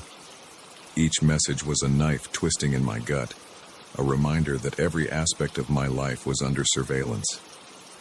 I stopped using my computer except for absolute necessities. I covered my TV with a blanket. I even started changing clothes in my closet, the only space in my apartment without any corners for cameras to hide. Friends started to notice something was wrong. I had lost weight, dark circles permanently etched under my eyes from lack of sleep. But how could I explain? How could I tell them that my entire life had become a real-life horror movie? 2 months in, I reached my breaking point. A message appeared on my phone, a device I thought was safe, that I had checked and rechecked for spyware. "You can't hide from me, Olivia. I'm always with you. Always." Something in me snapped. I threw my phone against the wall, watching with a mix of satisfaction and despair as it shattered into pieces. Then I started on the rest of my apartment. I tore down curtains, ripped up floorboards, smashed holes in my walls. If there were any cameras left, I was going to find them. Hours later, my beautiful loft was in shambles. Dust and debris covered everything. My hands were bleeding from tearing through wood and plaster, and I hadn't found a single camera. As I stood there, surrounded by the wreckage of my life, a horrible realization began to dawn on me.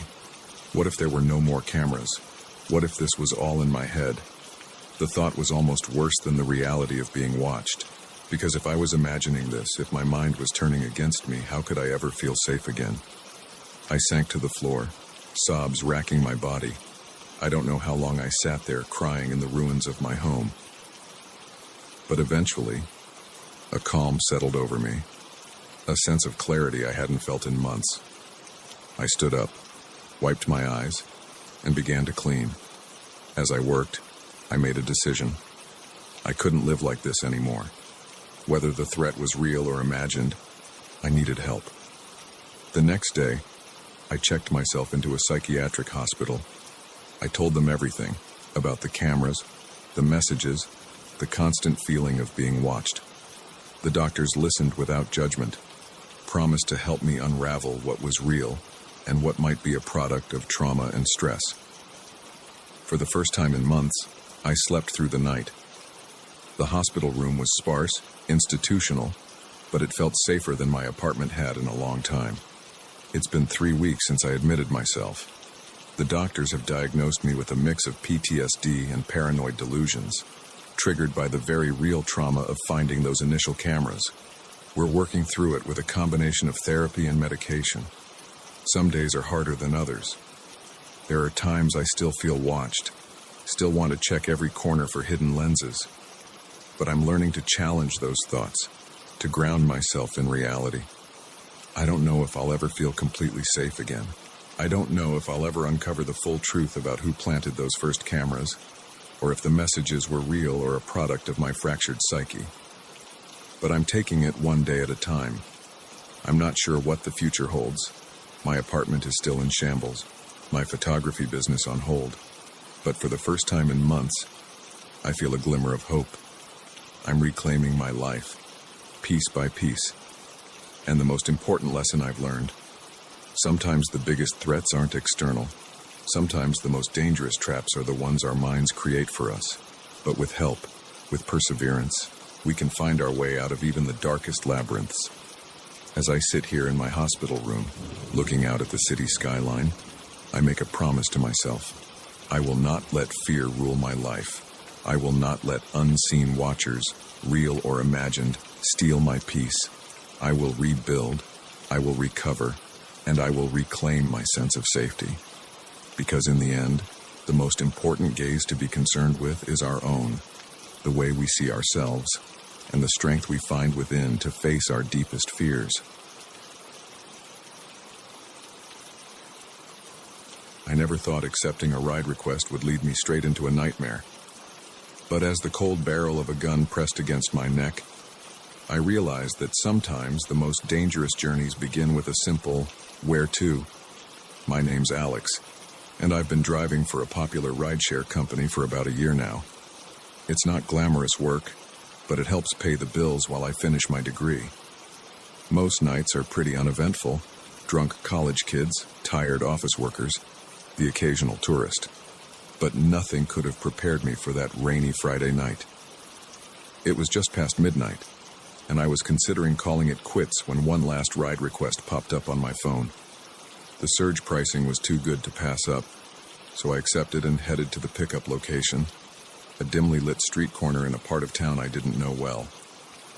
As I pulled up, I saw a man standing under a flickering streetlight.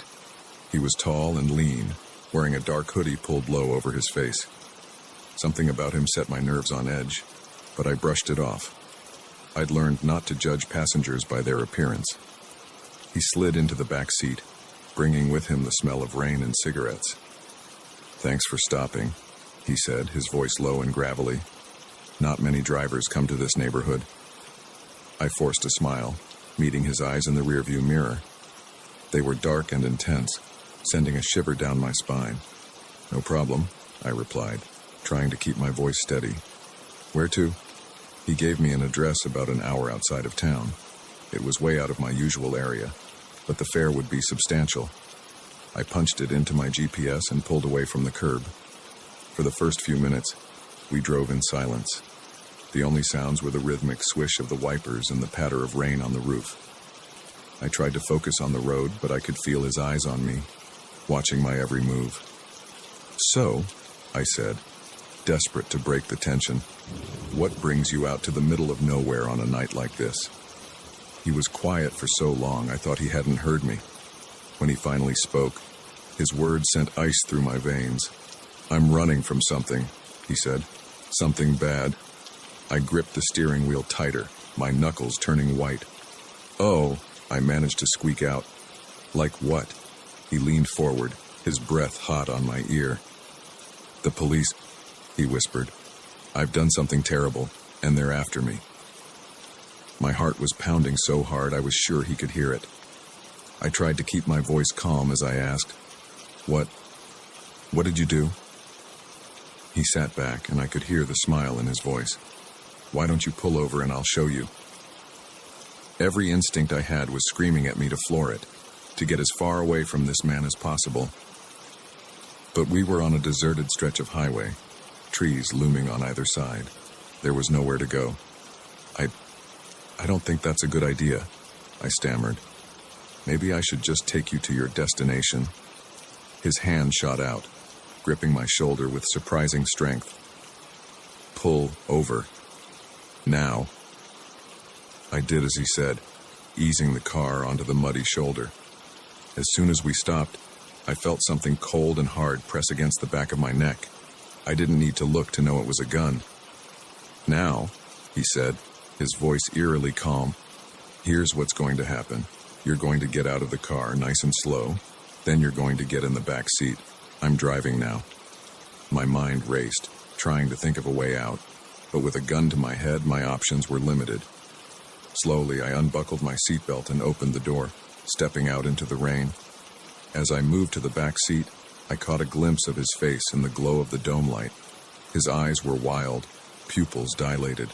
Whatever he was running from, whatever he had done, I knew I was in serious danger. He slid into the driver's seat, keeping the gun trained on me. "Phone," he barked.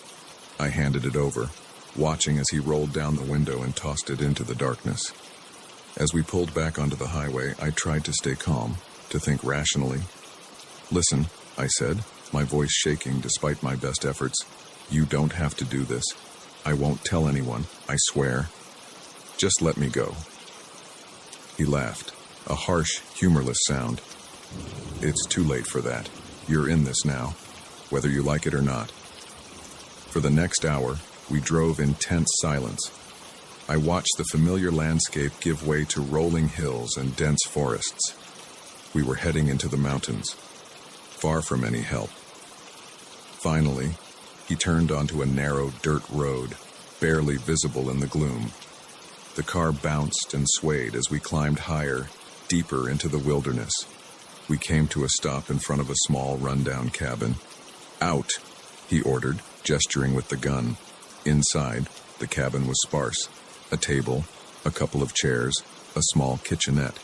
He motioned for me to sit, then began pacing, muttering to himself. "What are you going to do with me?"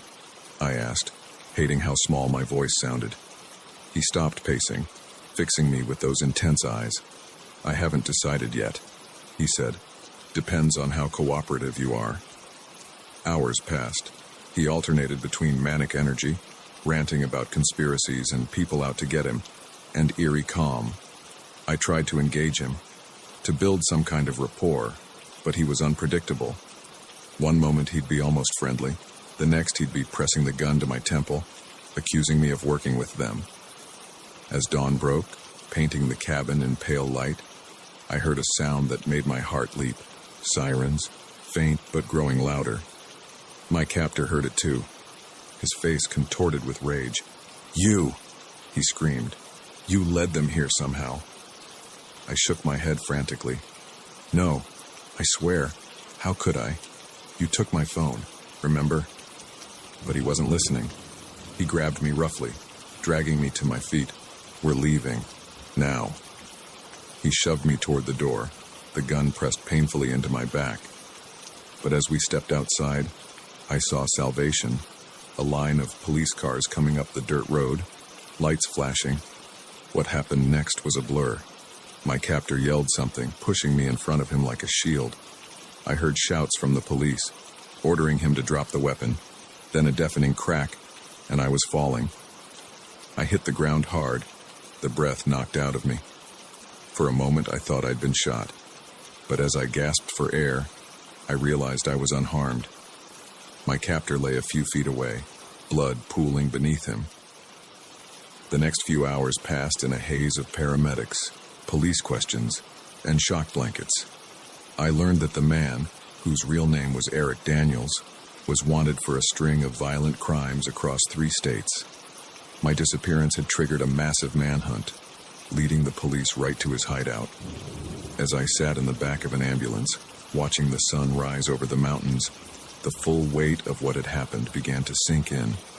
I had stared death in the face and survived.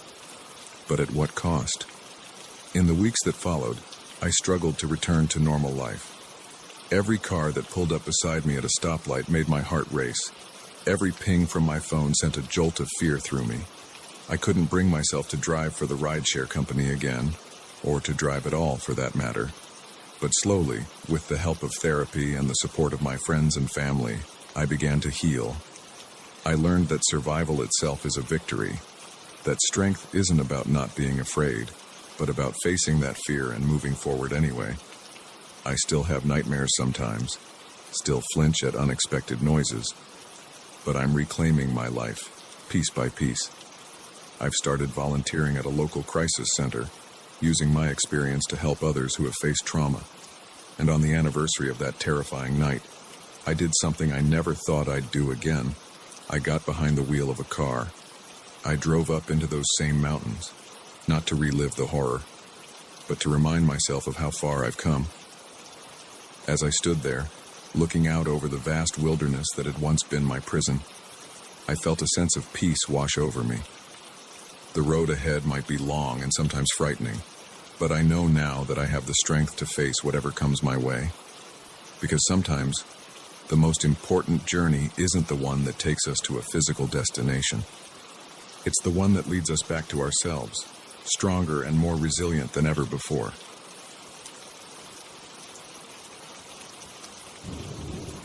I never thought my love for solitude would lead me into the clutches of a madman. But as I huddled in my van, listening to the stranger's footsteps circling outside, I realized that sometimes the most dangerous predators are the ones we invite in. My name's Sarah, and I've been living the van life for about 2 years now. After a messy divorce and a soul-crushing corporate job, I decided to pack it all in and hit the road. My converted Sprinter van became my home, office, and sanctuary. I loved the freedom, the connection with nature, and yes, the solitude. That fateful night, I was parked in a secluded spot in the Ozarks. It was a beautiful area I'd discovered a few days earlier, a clearing near a small lake, far from any main roads or campgrounds. The kind of place only locals or very adventurous travelers would know about. I'd spent the day hiking and was looking forward to a quiet evening of reading and stargazing. As the sun set, painting the sky in brilliant oranges and purples, I settled into my camp chair with a book and a glass of wine. The peace was shattered by the sound of an engine struggling up the dirt road. Headlights cut through the trees, and a beat-up pickup truck lurched into the clearing. My heart sank. So much for solitude. But as the driver got out, stumbling slightly, I felt a twinge of concern. He was a tall, thin man with wild, unkempt hair, and kempt. Even from a distance, I could see he looked rough. "Hello?" he called out, his voice hoarse. "Is anyone there? I need help." I hesitated. Every instinct told me to stay quiet, to pretend I wasn't there. But what if he was really in trouble? "Over here," I replied, standing up. "Are you okay?" He turned towards me, relief visible on his face, even in the fading light. "Oh, thank God," he said, limping towards me. "My truck broke down a few miles back. I've been walking for hours. Do you have a phone I could use?" As he got closer, I could see he was younger than I first thought, maybe early 30s. His clothes were dirty and torn, and there was a wild look in his eyes that made me uneasy. "I'm sorry," I said, taking a step back. "I don't have any cell service out here." He nodded, looking dejected. "Yeah, figures. This whole area's a dead zone." He glanced at my van, then back at me with a hopeful expression. "Listen, I hate to ask, but is there any chance you could give me a ride into town tomorrow? I can sleep in my truck tonight, but I really need to get it towed in the morning."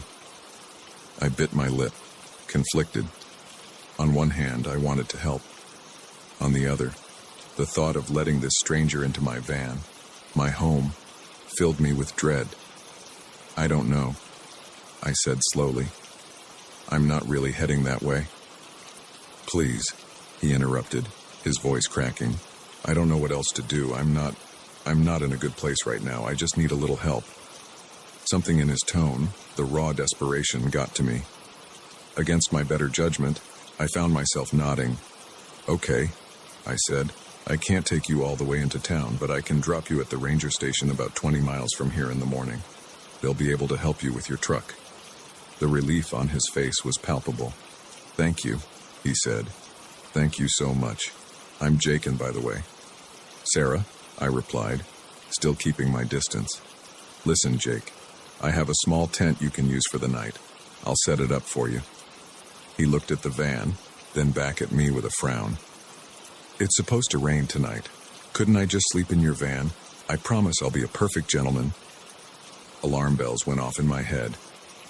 "I'm sorry, but no, the van is my home. The tent is the best I can offer." For a moment, I thought I saw a flash of anger in his eyes, but it was gone so quickly, I convinced myself I'd imagined it. "Of course," he said, forcing a smile.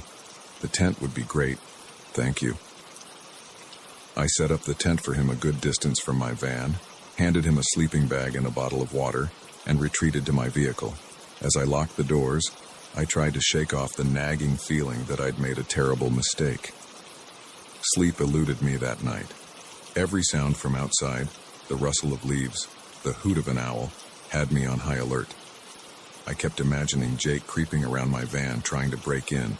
At some point, I must have dozed off because I was jolted awake by a loud bang. My eyes flew open, heart racing. It was still dark outside, but I could hear rain pattering on the roof. Another bang, and I realized someone was knocking on my van door. "Sarah," Jake's voice called out. "Sarah, please let me in. The tent is leaking. I'm soaked."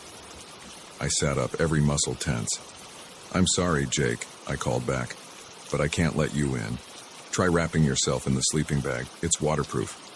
"Come on," he pleaded. "Don't be like that. I'm freezing out here. Just let me in for a little while to dry off." His voice had an edge to it now, a hint of something dangerous lurking beneath the desperation. I reached for my phone, cursing silently when I remembered there was no service. "I can't, Jake," I said, trying to keep my voice firm. "I'm sorry, but you need to go back to the tent."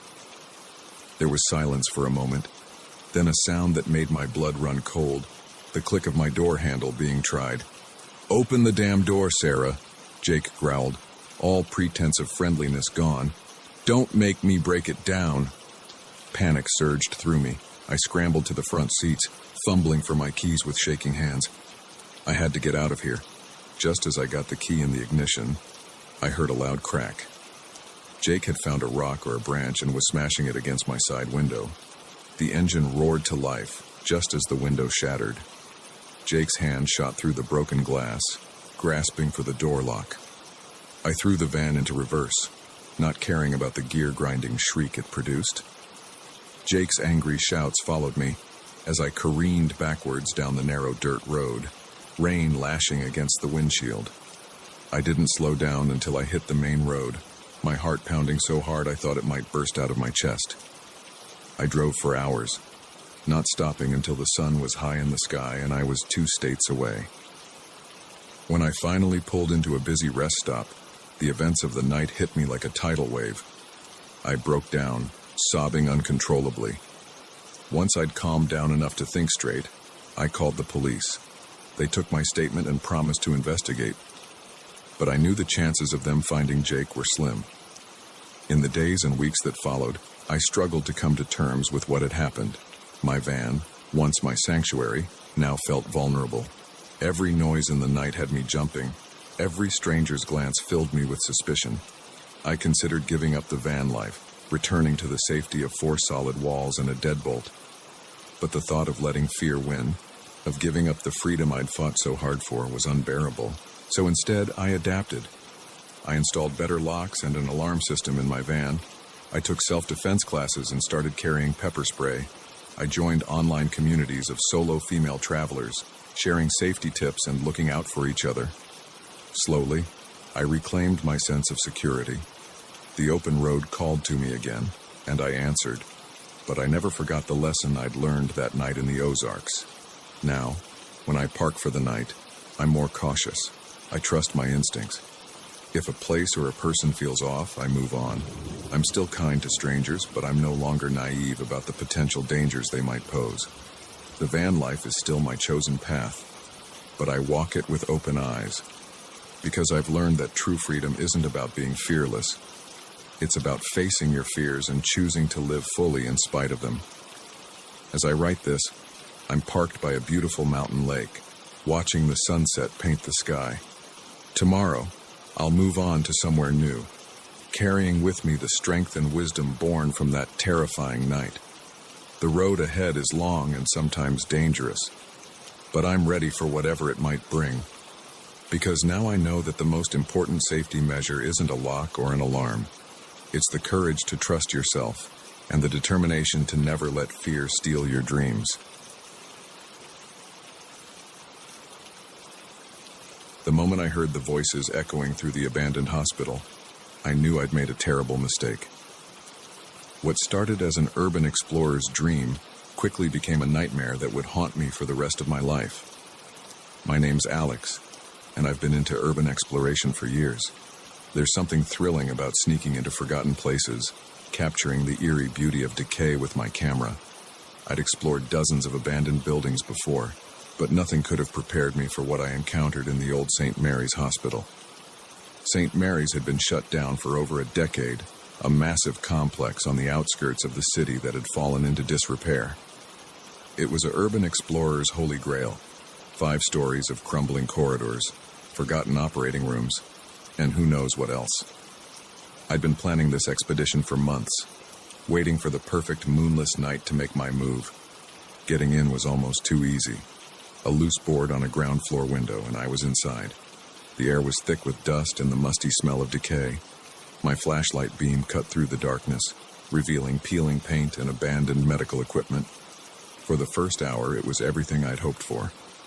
I snapped photos of an old nursery, glass still intact in the viewing window, empty cribs lined up like soldiers.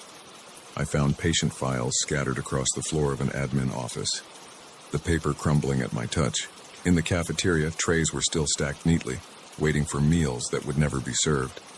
I was on the 3rd floor, exploring what looked like it had been a psychiatric ward, when I heard it. A voice, faint but unmistakable, coming from somewhere above me. I froze, my heart pounding. It had to be my imagination, I told myself. Or maybe the wind playing tricks. But then I heard it again. 2 voices this time, a man and a woman, engaged in what sounded like an argument. They were too far away to make out the words, mine, but the tone was clear, angry, intense. Every instinct told me to get out, to run back to my car and never look back. But curiosity got the better of me. Maybe it was other urban explorers, I reasoned, or homeless people who'd set up camp in the upper floors. Either way, I had to know. I crept up the stairs, wincing at every creak of the old wood under my feet. The voices grew louder as I reached the 4th floor. They were coming from somewhere down the hall, behind a set of double doors marked Operating Theater. Pressing my ear to the door, I could finally make out what they were saying. "Can't keep doing this, John," the woman's voice hissed. "Someone's going to catch on." "Relax," the man replied, his tone dismissive. "We've been using this place for months. No one ever comes here." "But what if someone does? What if—" "Then we'll deal with it," he cut her off. "And like we always do." A chill ran down my spine. Whatever these people were up to, it was clear they weren't just squatters or fellow explorers. I needed to get out of there. Fast. I turned to leave, but in my haste, I knocked over a metal tray that had been balanced precariously on a nearby gurney. It clattered to the floor with a crash that seemed to echo through the entire building. The voices behind the door immediately went silent. Then, footsteps, moving quickly towards me. Panic surged through me. I sprinted down the hallway, not caring about the noise I was making. Behind me, I heard the double doors burst open. "Hey, stop right there!" I ran faster than I ever had in my life, taking the stairs 2 at a time. I could hear them behind me, gaining ground. As I rounded a corner on the 2nd floor, a hand grabbed my jacket. I twisted away, hearing the fabric rip as I broke free. I burst out of the same window I'd entered through, stumbling as I hit the overgrown lawn. My car was parked a block away, hidden behind some trees. I reached it in what felt like seconds, fumbling with my keys as I heard shouts in the distance. As I peeled away from the curb, I caught a glimpse of 2 figures emerging from the hospital in my rearview mirror. Even from a distance, I could see the glint of something metallic in the man's hand. A gun. I drove for hours, too terrified to stop. Every set of headlights behind me sent my heart racing. It wasn't until the sun started to rise that I finally pulled over at a rest stop, my hands shaking as I turned off the engine. What had I stumbled upon? Drug dealers? Some kind of black market operation? Whatever it was, I knew I was in way over my head. I debated going to the police but what would I tell them? That I'd been trespassing in an abandoned hospital and overheard something suspicious. And what if these people had connections in law enforcement? The man had mentioned they'd been using the hospital for months without getting caught. In the end, I decided to lay low for a while. I called in sick to work, holed up in my apartment, and tried to convince myself that they hadn't gotten a good look at me or my car. But as the days passed, strange things started happening. I'd come home to find things slightly out of place, as if someone had been in my apartment. My computer files seemed to have been accessed when I knew I hadn't opened them. Twice, I could have sworn I saw the same car following me when I finally ventured out for groceries. Paranoia set in. I couldn't sleep, jumping at every sound. I stopped answering my phone, stopped checking my email. My friends started to worry but I couldn't bring myself to tell them what was going on. How could I explain the mess I'd gotten myself into? A week after the incident at the hospital, I came home to find my apartment door slightly ajar. Heart pounding, I pushed it open. The place had been ransacked, drawers pulled out, furniture overturned, but nothing seemed to be missing. On my kitchen table was a single piece of paper. On it, in neat handwriting, was a message that made my blood run cold. We know who you are. We know where you live. Keep your mouth shut, or next time we won't just look around. That was the breaking point. I threw some clothes in a bag, emptied my bank account, and hit the road. I drove for days, sleeping in my car, paying cash for everything. I ditched my phone, my credit cards, anything that could be used to track me. It's been 3 months since that night at St. Mary's. I'm in a small town now, thousands of miles from home, working under the table at a diner.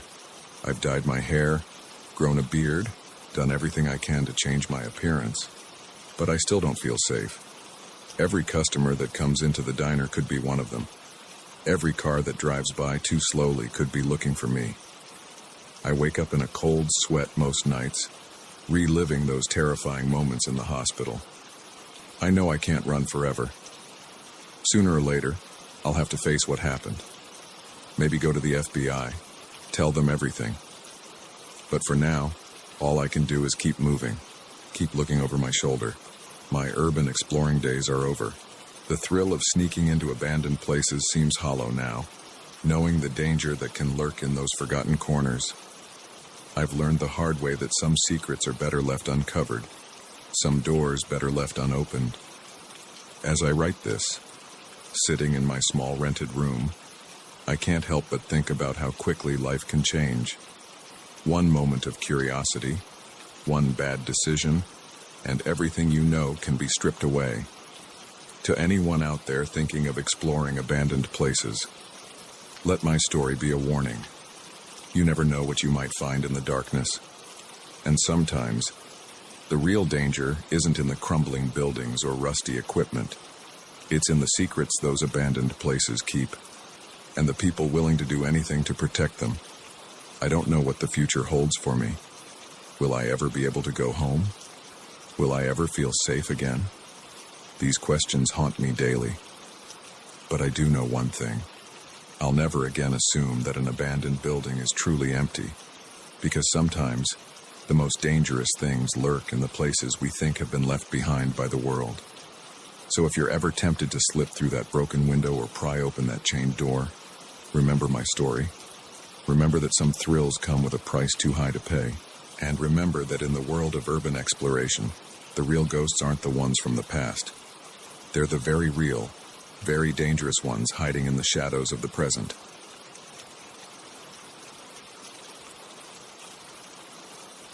The moment I discovered the hidden door in my basement, I knew my life would never be the same.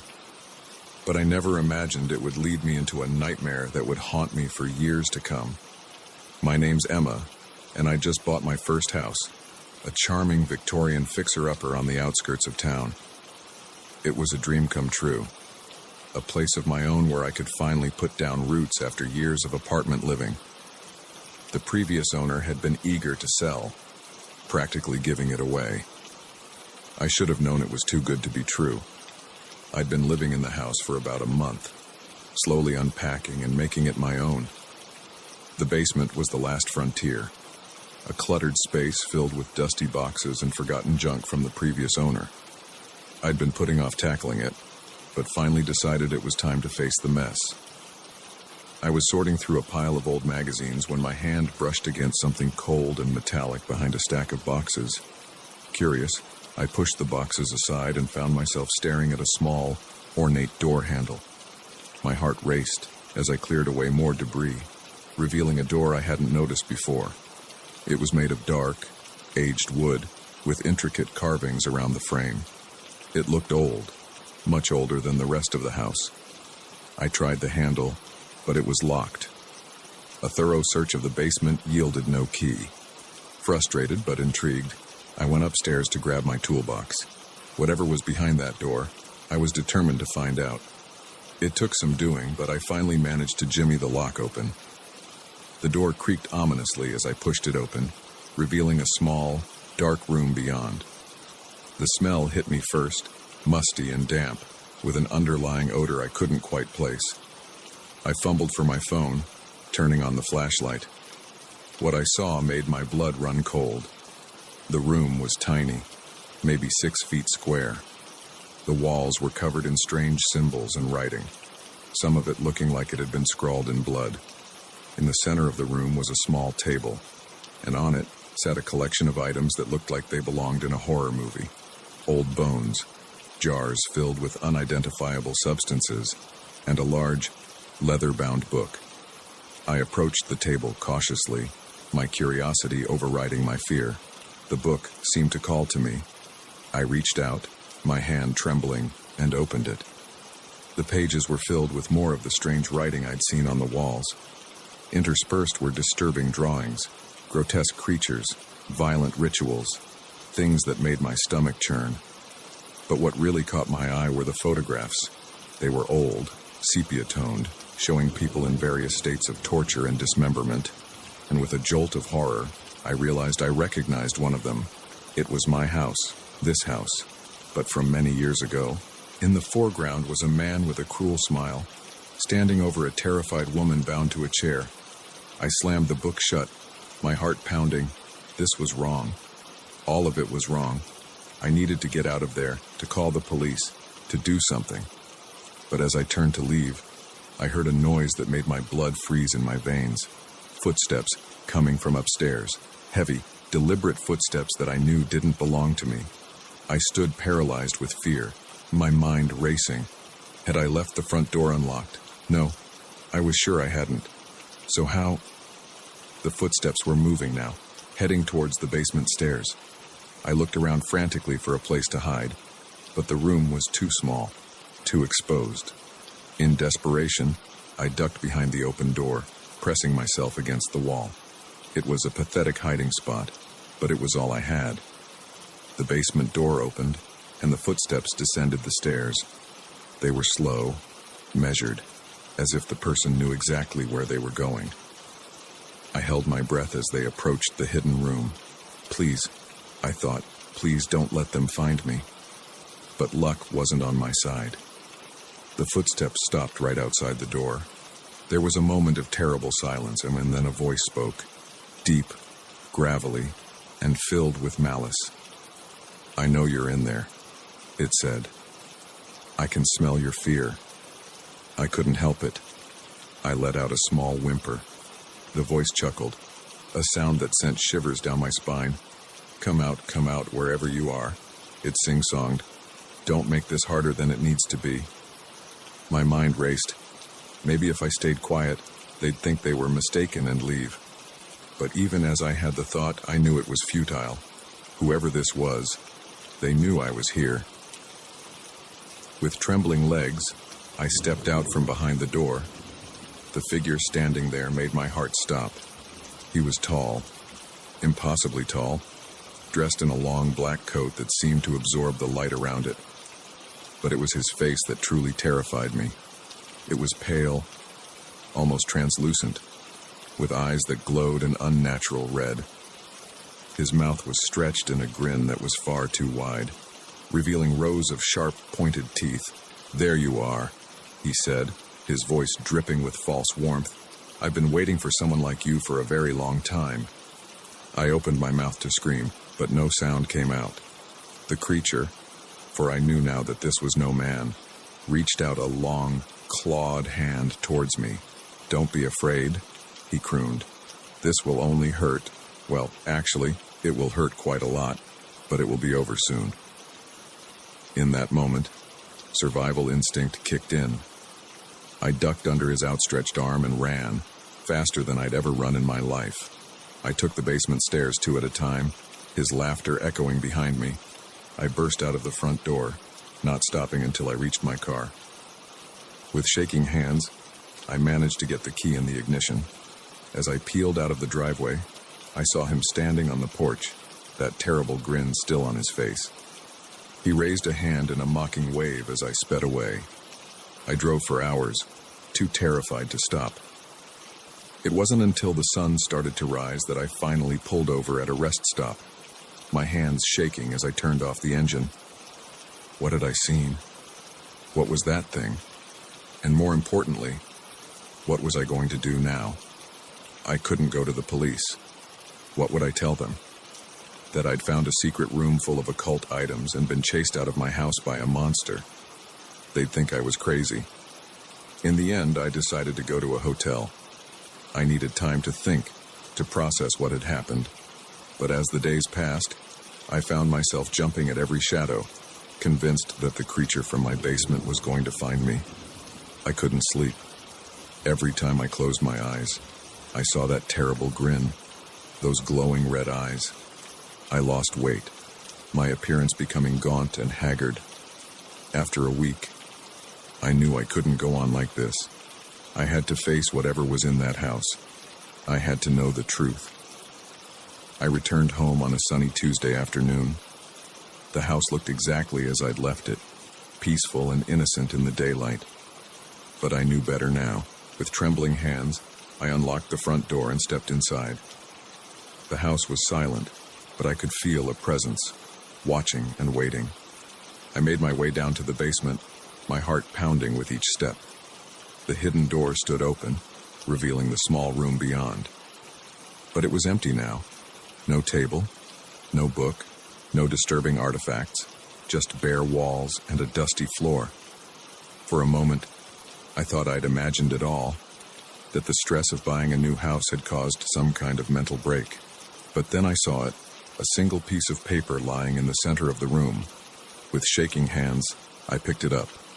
On it, in elegant script, was a message that made my blood run cold. "The game has begun. I'll see you again soon." I ran from the house, never to return. I sold it for a fraction of what I'd paid, not caring about the financial loss. I just needed to be rid of it. It's been 5 years since that day. I've moved across the country, changed my name, done everything I can to forget. But I know, deep down, that it's not over. Sometimes, in my dreams, I hear that gravelly voice, see that terrible grin, and I know that someday, when I least expect it, the game will begin again. So if you're thinking of buying an old house, of exploring that hidden nook or long-forgotten room, take it from me. Sometimes, the things we uncover are better left buried, because once you open that door, you can never truly close it again. The night I caught art thieves in the act was the night I learned that sometimes the most valuable things we protect aren't hanging on the walls. It was also the night I almost lost everything, including my life. My name's Mike, and I've been working night security at the Hillsdale Museum of Fine Arts for going on 5 years now. It's usually a quiet gig, just me, the cameras, and millions of dollars worth of art. At least, that's how it was until that fateful Friday night in October. I'd just started my shift, settling into the small security office with a thermos of coffee and the novel I'd been working my way through all week. The museum was eerily quiet, as always. Just the soft hum of the climate control system and the occasional creak of the old building settling. Around midnight, I started my first round. I always enjoyed these walks through the darkened galleries. There was something magical about seeing the artwork in the dim emergency lighting, like I was getting a private showing of some of the world's greatest masterpieces. I was in the modern art wing when I first noticed something was off. It was subtle, just a faint scratching sound coming from somewhere ahead. I paused, straining my ears. There it was again, followed by what sounded like a whispered curse. My heart started to race.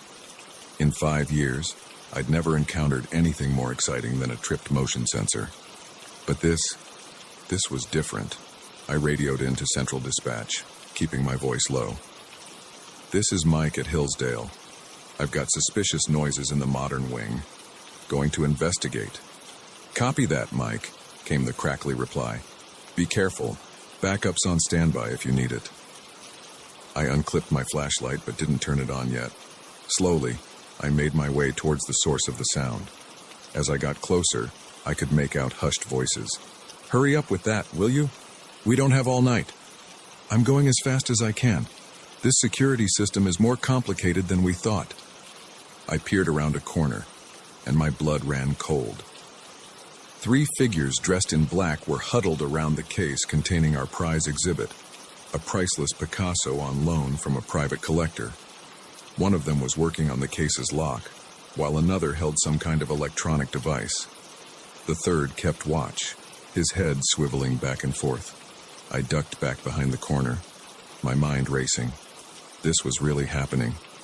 Art thieves, right here in my museum. I'd trained for this, but now that it was actually happening, I felt woefully unprepared.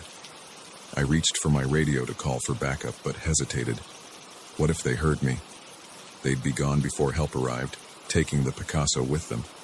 Taking a deep breath, I made a decision. I had to stall them, keep them here until the police arrived. It was risky, but I couldn't let them get away with this. I stepped out from my hiding spot and flashlight raised. "Freeze! Security!" The thieves whirled around, startled. For a moment, nobody moved. Then everything happened at once. The one by the case lunged for a bag on the floor. The one with the electronic device threw it at me. I ducked, and it shattered against the wall behind me. The third, the lookout, came at me with surprising speed. I managed to sidestep his first swing, but his second caught me in the gut, knocking the wind out of me. I stumbled back, gasping for air. "Grab the painting and let's go," one of them shouted. Through watering eyes, I saw them working frantically to open the case. I had to do something, fast. I fumbled for the panic button on my belt, pressing it repeatedly. Immediately, alarms began blaring throughout the museum. The thieves cursed, redoubling their efforts. I staggered to my feet, determined to stop them. But the lookout was on me again, throwing me against a nearby sculpture. Pain exploded in my back, and I heard something crack. Whether it was the sculpture or my ribs, I couldn't tell. "Got it," one of the thieves yelled triumphantly. Through the haze of pain, I saw them carefully lifting the Picasso from its case. "No," I shouted, lurching towards them. The lookout caught me, pinning me against the wall. "And what do we do with him?" he asked, his voice muffled by his mask. The one holding the painting looked at me, then at his watch. "No time. He's seen our faces. Take care of him." The lookout nodded, reaching into his jacket. I saw the glint of metal and realized with horror that he was pulling out a gun. In that moment, time seemed to slow down. I could hear my heart pounding in my ears, could feel every ache and pain in my body. This was it. I was going to die here, surrounded by priceless art, killed by thieves I'd failed to stop. But then, a sound cut through the alarms and the ringing in my ears. Sirens. Police sirens, growing louder by the second. The thieves heard it too. "Shit," the leader cursed. "We gotta go now." The one holding me hesitated, the gun still pointed at my chest. "But he's seen us. There's no time. Leave him." With a frustrated growl, the lookout slammed me against the wall one last time.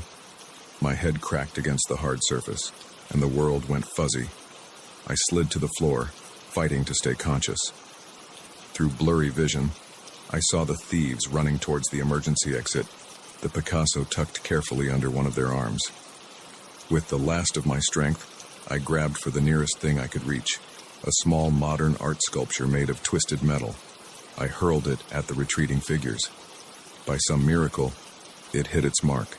The sculpture tangled in the legs of the thief carrying the painting. He went down hard, the Picasso flying from his grasp. "Leave it!" the leader shouted as the fallen thief scrambled for the painting. The sirens were deafening now, right outside the building. The three thieves disappeared through the emergency exit just as the main doors burst open, police flooding in with guns drawn. What followed was a blur of paramedics, police questions, and crime scene techs. I learned later that while the thieves had escaped, they'd left behind crucial evidence in their haste. The painting was safe, if a bit scuffed from its fall. As I sat in the back of an ambulance, an ice pack pressed to my throbbing head, the museum director approached me. Her face was pale, but her eyes were shining. "Mike," she said, taking my hand, "you saved the Picasso. You saved all of it. I don't know how to thank you." I managed a weak smile. "Just doing my job, ma'am." But as I was driven to the hospital for a checkup, I realized it had been more than that. In those terrifying moments, it hadn't just been about protecting the art. It had been about standing up to those who thought they could take whatever they wanted. Consequences be damned. The weeks that followed were a whirlwind. There were more police interviews, a commendation from the mayor, even a small write-up in the local paper. The museum upgraded its security system and offered me a promotion. But every night, when I walk my rounds through those quiet galleries, I can't help but see it all again. The thieves, the struggle, the moment I thought it was all over. It's changed me, that night. Made me realize how quickly everything can change, how thin the line is between safety and danger. I still love this job, still feel that same magic when I'm alone with the art at night. But now I carry with me the knowledge that at any moment, it could all be put to the test again. And I know that if it does, I'll be ready. Because that night taught me that sometimes the most priceless things aren't the ones in the display cases. Sometimes they're the moments of courage we find within ourselves when everything is on the line. So if you're ever in the Hillsdale Museum of Fine Arts, take a moment to really look at that Picasso. And remember that behind every priceless work of art, there are people willing to put everything on the line to protect it. Because some things are worth more than just their price tag. They're a part of our shared human legacy. And that's something worth fighting for. I never thought a simple hiking trip would lead me face to face with a dangerous fugitive. But as I crouched behind a tree, heart pounding, I realized that sometimes the most perilous predators aren't the wild animals we prepare for, but the humans we never see coming. My name's Jack, and I've always been an avid hiker. There's something about losing myself in nature that helps clear my mind and recharge my soul. So when I had a week off work, I decided to tackle a challenging trail in the Rockies I'd been eyeing for years. The first 3 days were everything I'd hoped for. Breathtaking views, crisp mountain air, and the kind of solitude you can only find miles away from civilization. I'd seen some wildlife, a few deer, a distant bear, even a majestic eagle soaring overhead. But on day 4, I encountered a predator of a different kind. I had set up camp for the night in a small clearing near a babbling brook. As I sat by my campfire, enjoying a freeze-dried meal and the sounds of nature, I heard something that made me freeze mid-bite. Voices. Human voices. Coming from somewhere in the darkness beyond my campsite. At first, I thought it might be other hikers. But this far out on the trail, it was unlikely. I hadn't seen another soul in days. And there was something about the tone, urgent, angry, that set my nerves on edge. I doused my fire and retreated to my tent, straining my ears. The voices were getting closer. I could make out 2 distinct speakers, both male, one gruff and authoritative, the other higher-pitched and nervous. "We need to keep moving," the gruff voice was saying. "They'll have figured out where we are by now." "I can't," the other voice whined. I'm exhausted. We've been walking for days. You want to go back to prison? Because that's what'll happen if they catch us. Now move. My blood ran cold. Prison. These weren't just lost hikers or campers. They were escapees. Fugitives. I held my breath as their footsteps drew nearer. A beam from a flashlight swept across my tent, and I heard the gruff voice curse. Someone's camped here recently. So, we haven't seen anyone for days. Doesn't matter. They could report seeing us. We need to find them. My heart was pounding so hard I was sure they could hear it. I had to get out of there. But how? My car was a 2-day hike away, and in the darkness, I'd be at a severe disadvantage. As quietly as I could, I grabbed my backpack and slipped out the back of my tent. The fugitives were on the other side, their flashlight beams dancing through the trees as they searched the area. I crept away from my campsite, using the sound of the brook to mask any noise I might make. But I'd only gone about 50 yards when I heard a shout. "Hey, there's someone over there." I ran. Branches whipped at my face as I crashed through the underbrush, the sounds of pursuit close behind. I had no idea where I was going. My only thought was to put as much distance between myself and those men as possible. I don't know how long I ran. It could have been minutes or hours. My lungs were burning. My legs felt like lead. But fear kept me going. The imagined feeling of rough hands grabbing me, spurring me on. Finally, I couldn't run anymore. I stumbled to a stop, gasping for air. The forest around me was silent. Had I lost them? As my breathing slowed, I started to take stock of my situation. I was lost, alone in the wilderness, with dangerous criminals potentially still looking for me. My tent and most of my supplies were back at the campsite.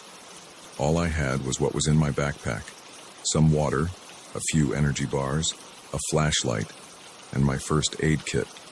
I needed to find somewhere to hide, to rest and think. As my eyes adjusted to the darkness, I spotted a large fallen tree a few yards away. Its upturned roots created a small, sheltered space. Not comfortable, but it would have to do. I crawled into the space, curling up as small as I could. Every sound made me flinch: the hoot of an owl, the rustle of leaves in the wind. I was sure at any moment I'd hear the fugitives crashing through the undergrowth, coming to find me. As the adrenaline wore off, exhaustion set in. Despite my fear, I must have dozed off, because the next thing I knew, sunlight was filtering through the roots of my hiding place. Cautiously, I peeked out. The forest was peaceful in the early morning light. No sign of the fugitives, but I knew I couldn't let my guard down. I needed a plan. My best bet was to try to make it back to my car. But without my tent and supplies, it would be a grueling journey. And what if the fugitives were still out there, looking for me? As I was weighing my options, I heard a sound that made my heart leap, the rhythmic thump of helicopter blades. Search and rescue, or maybe the police, looking for the escapees. I scrambled out of my hiding place, looking for a clearing where I might be visible from the air. As I moved, I heard voices again, but these were different from the night before. Organized, professional sounding. Team Alpha, sweep the east quadrant. Beta, take the west. Remember, these men are considered dangerous. Do not approach without backup. Relief flooded through me. It was the police. I was saved. I started towards the voices, but then hesitated. What if the fugitives heard them too? What if they were desperate enough to grab a hostage? My fears were confirmed moments later when I heard frantic movement behind me. I turned to see the two men from the night before, looking wild-eyed and desperate. The gruff-voiced one spotted me and his eyes narrowed. "You," he growled. "You brought them here, didn't you?" I backed away, hands raised. "No, I swear, I'm just a hiker. I don't want any trouble." "Well, you've found it," he said, advancing on me. "Looks like we've got ourselves a ticket out of here, eh, Jimmy?" The other man, Jimmy, looked uncertain. "I don't know, Frank.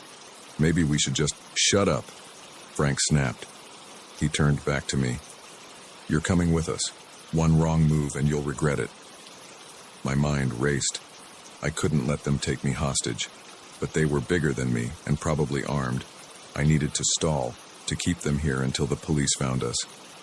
Okay, I said, trying to keep my voice steady. I'll go with you, but I need to get my backpack. It has water and food. We'll need it if we're going to evade the cops. Frank hesitated, then nodded. All right, but no funny business. I led them back to where I'd hidden, moving as slowly as I dared. All the while, I could hear the search teams getting closer. As we reached the fallen tree, I had an idea. It was risky, but it was all I had. I knelt down pretending to reach for my backpack, but instead, I grabbed a handful of dirt and leaves. In one motion, I spun around and threw it in Frank's face. He yelled, momentarily blinded.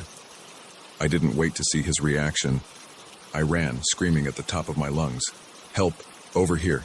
The fugitives are here! I heard shouts of confusion, then the sound of many feet running. Suddenly, the forest was alive with activity, police officers converging from all directions. Freeze! Police! I dropped to the ground, hands over my head. There was a brief scuffle, more shouting, and then silence. When I finally dared to look up, I saw Frank and Jimmy being led away in handcuffs. A kind-faced officer was helping me to my feet. Are you all right, sir? She asked. Are you the hiker they radioed us about? I nodded, suddenly feeling lightheaded with relief. Yes, that's me. I found them. Or they found me, I guess. The next few hours passed in a blur of statements and medical checkups. I learned that Frank and Jimmy had escaped from a medium-security prison several states over. They'd been on the run for weeks. As I was finally cleared to leave, the officer in charge approached me. You did good out there, he said. Not many people would have kept their cool like that. You should be proud. I managed a weak smile. I was terrified the whole time. He chuckled. That's what bravery is, son. Being scared, but doing the right thing anyway. As I was driven back to my car, I couldn't help but reflect on the past 24 hours. I'd gone into those woods looking for solitude and found more danger than I'd ever encountered in my life. But I'd also found a strength in myself I didn't know I had. I'd faced my fears and come out the other side. I still love hiking, still find peace in the wilderness. But now I carry with me the knowledge that danger can come in many forms, and that sometimes the most important survival skill is keeping a cool head in a crisis. So if you're ever out in the wild and hear something that doesn't quite fit, trust your instincts. Because sometimes the most dangerous animals in the forest walk on two legs, and the most important trails we blaze are the ones that lead us to discovering our own courage. The moment I saw the shadowy figures moving around the cabin, I knew this peaceful getaway had turned into a fight for survival. What started as a simple house-sitting job became a night of terror that would haunt me for years to come. My name's Sarah, and I'm a grad student trying to make ends meet. When my professor asked if I'd watch her remote cabin for a week while she attended a conference, I jumped at the chance. A quiet place to study, surrounded by nature. It sounded perfect. The first few days were blissful. The cabin was cozy, with a wraparound porch and views of the surrounding forest that took my breath away. I spent my days reading, working on my thesis, and taking long walks in the woods. At night, I'd curl up by the fireplace, listening to the wind in the trees and the occasional hoot of an owl. It was on the fourth night that everything changed. I was making dinner, humming along to the radio, when the power suddenly cut out. The cabin was plunged into darkness, the only light coming from the dying embers in the fireplace. At first, I wasn't too concerned. Power outages weren't uncommon in such a remote area. I found the flashlight my professor had shown me and went to check the circuit breaker. As I passed by the living room window, a movement outside caught my eye. I froze, peering into the darkness. There, at the edge of the cleared area around the cabin, I saw them. 3 figures, moving with purpose towards the house. My heart began to race. This far out, unexpected visitors were rare, and something about the way they moved, staying low and in the shadows, set off alarm bells in my head. I quickly turned off my flashlight and ducked down below the window. Maybe they hadn't seen me. Maybe they'd go away if they thought the cabin was empty. But as I crouched there, hardly daring to breathe, I heard a sound that made my blood run cold. The snip of wire cutters. They were cutting the phone line. Panic threatened to overwhelm me. I was alone, miles from the nearest neighbor with no way to call for help. My cell phone was useless out here, no signal for miles. I had to think. What were my options? I could try to run, but in the dark forest, I'd be at a disadvantage. They probably knew these woods better than I did. Hiding seemed like the best option, but where? As I heard the creak of footsteps on the porch, I made my decision. I grabbed my backpack, shoving in a bottle of water and some granola bars. Then I slipped into the root cellar my professor had shown me in case of bad storms. I pulled the heavy door closed just as I heard the sound of breaking glass. They were inside. The root cellar was small and musty, lined with shelves of canned goods and old gardening equipment. I wedged myself into a corner behind some boxes, trying to calm my breathing. Above me, I could hear them moving around the cabin, the thud of drawers being opened, the crash of things being overturned. What were they looking for? Check everywhere, a gruff voice commanded. The boss says it's got to be here somewhere. What about the girl? Another voice asked. My heart nearly stopped. They knew I was here. Find her, the first voice growled. She might have seen where the old lady hid it. Hide what? What could my professor have that these men wanted so badly? I heard the cellar door creak open and held my breath. Flashlight beams swept the room, passing over my hiding spot once, twice. I squeezed my eyes shut, certain that at any moment I'd be discovered. But then the door closed and I heard receding footsteps. They hadn't seen me. For now. I don't know how long I sat there in the dark, every muscle tense, straining to hear what was happening above. It felt like hours. Eventually, the noises stopped. Had they left? I waited, counting to 1,000 in my head before I dared to move. Slowly, carefully, I eased out of my hiding spot. My legs were cramped, and pins and needles shot through my feet as I stood. I crept to the cellar door and listened. Silence.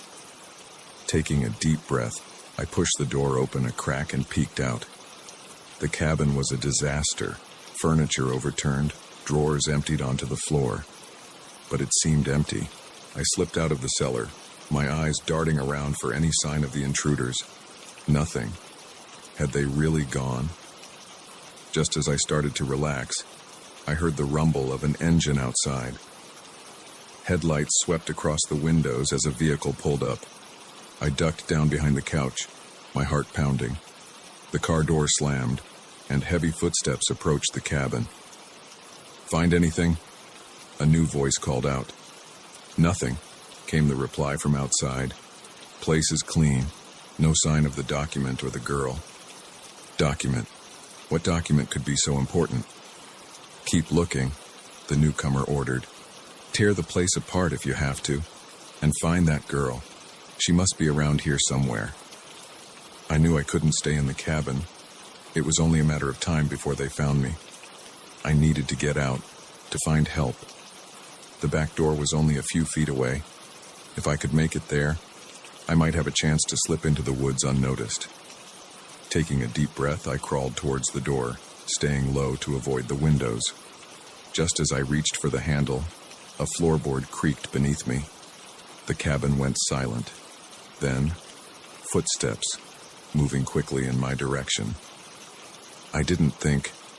I yanked the door open and ran. Behind me, I heard shouts and the sound of pursuit. I plunged into the dark forest, branches whipping at my face as I ran blindly through the undergrowth. I had no idea where I was going. My only thought was to put as much distance between myself and those men as possible. I ran until my lungs burned and my legs felt like jelly. Finally, I couldn't run anymore. I collapsed behind a large tree, gasping for air. As my breathing slowed, I strained my ears for any sound of pursuit. Nothing but the normal nighttime sounds of the forest. Had I lost them? Or were they out there still, searching methodically through the woods? I knew I couldn't stay there. I needed to find help to get to the authorities somehow, but in which direction? In the panic of my flight, I'd lost all sense of direction. As the adrenaline wore off, the reality of my situation sank in. I was lost in the woods in the middle of the night, being hunted by dangerous men. I had no phone, no way to call for help, and I had no idea what they wanted or why they were after me. I allowed myself a moment of despair, a few silent tears sliding down my cheeks. Then I took a deep breath and forced myself to think. My professor had mentioned a ranger station about 5 miles east of the cabin. If I could find it, I'd be safe. But how to know which way was east? I looked up, searching for the stars through the canopy of leaves. There, the Big Dipper. I oriented myself, picking out east. It wasn't much, but it was a direction. It was hope. Gathering my remaining strength, I set off. I moved as quietly as I could, constantly looking over my shoulder, jumping at every snapping twig or rustle of leaves. I walked for what felt like hours. My feet were blistered, my legs aching, but I didn't dare stop. Every time I felt like giving up, I imagined those men finding me, and it spurred me on. Just when I thought I couldn't take another step, I saw it, a faint glow through the trees, the ranger station. Relief flooded through me, giving me a final burst of energy. I stumbled out of the woods into the station's parking lot just as the sun was beginning to rise.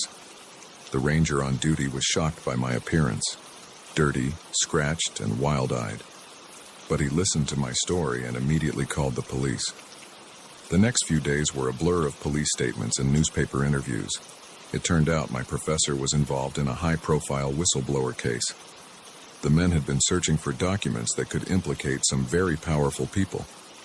They caught most of the men who had broken into the cabin, but their leader remained at large. For weeks, I jumped at every shadow, convinced he was coming to silence me. It's been a year since that night, and I still have nightmares about running through those dark woods. I've moved to the city, finding comfort in the constant noise and light. My thesis remains unfinished. I can't bring myself to look at the research I was doing that week, but slowly, I'm reclaiming my life. I'm learning that survival isn't just about outrunning danger. It's about facing your fears and moving forward, one day at a time. I don't know if I'll ever feel completely safe again, but I do know that I'm stronger than I ever thought possible. And if I could survive that night in the woods, I can survive anything. So if you ever find yourself alone in a remote cabin and something feels off, trust your instincts. Sometimes the most dangerous predators aren't the ones with claws and fangs, but the ones who walk on 2 legs and have secrets to protect.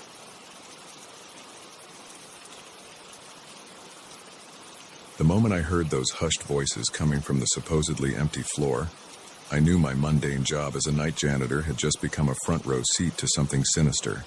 What I discovered that night would change my life forever, plunging me into a world of danger I never knew existed. My name's Dave, and I've been working nights at Apex Corporation for the past 3 years. It's not a glamorous job, but it pays the bills and gives me time to work on my novel during the quiet hours.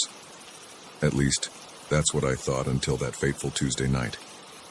I was on the 37th floor, mopping the endless expanse of polished tiles, when I heard it. Voices, low and urgent, coming from the executive boardroom.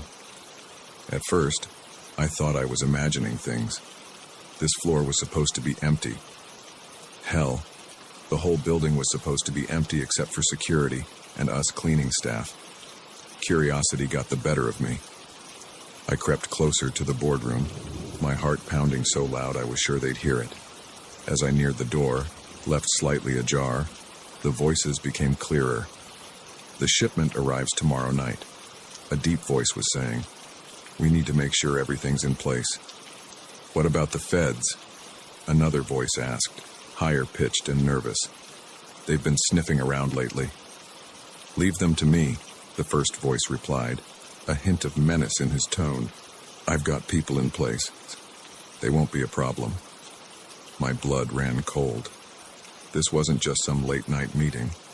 This was something illegal, something dangerous. I must have made a noise, a gasp, a shift of my weight, because suddenly the voices stopped.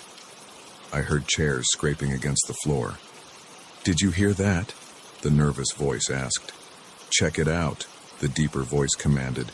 Panic surged through me. I looked around frantically for a place to hide. The hallway was long and open, with nowhere to conceal myself.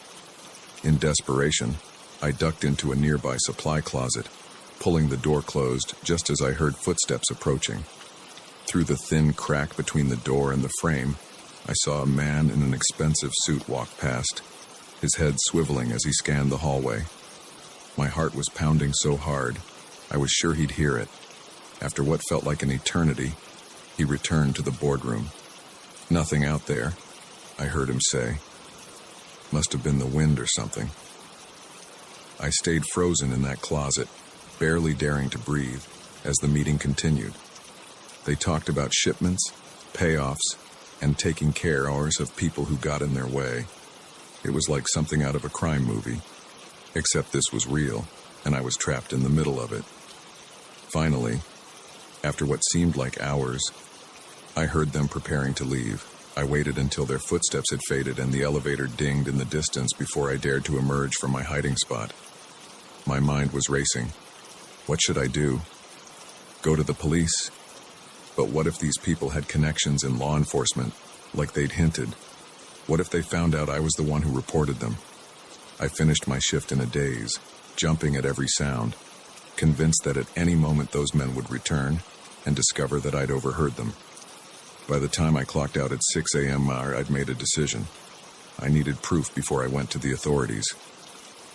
The next night, I came to work with a small voice recorder hidden in my pocket. It was a risk, but I needed evidence. If I could record one of their conversations, maybe the police would have to take me seriously. As I worked my way through the building's floors, I kept an ear out for any unusual sounds. For hours, nothing seemed out of the ordinary. I was beginning to think that maybe I'd imagined the whole thing, that the stress of working nights had finally gotten to me. But then, around 2 a.m., I heard it again. Voices coming from the same boardroom. My heart started racing as I approached, recorder at the ready. This time, there were more of them.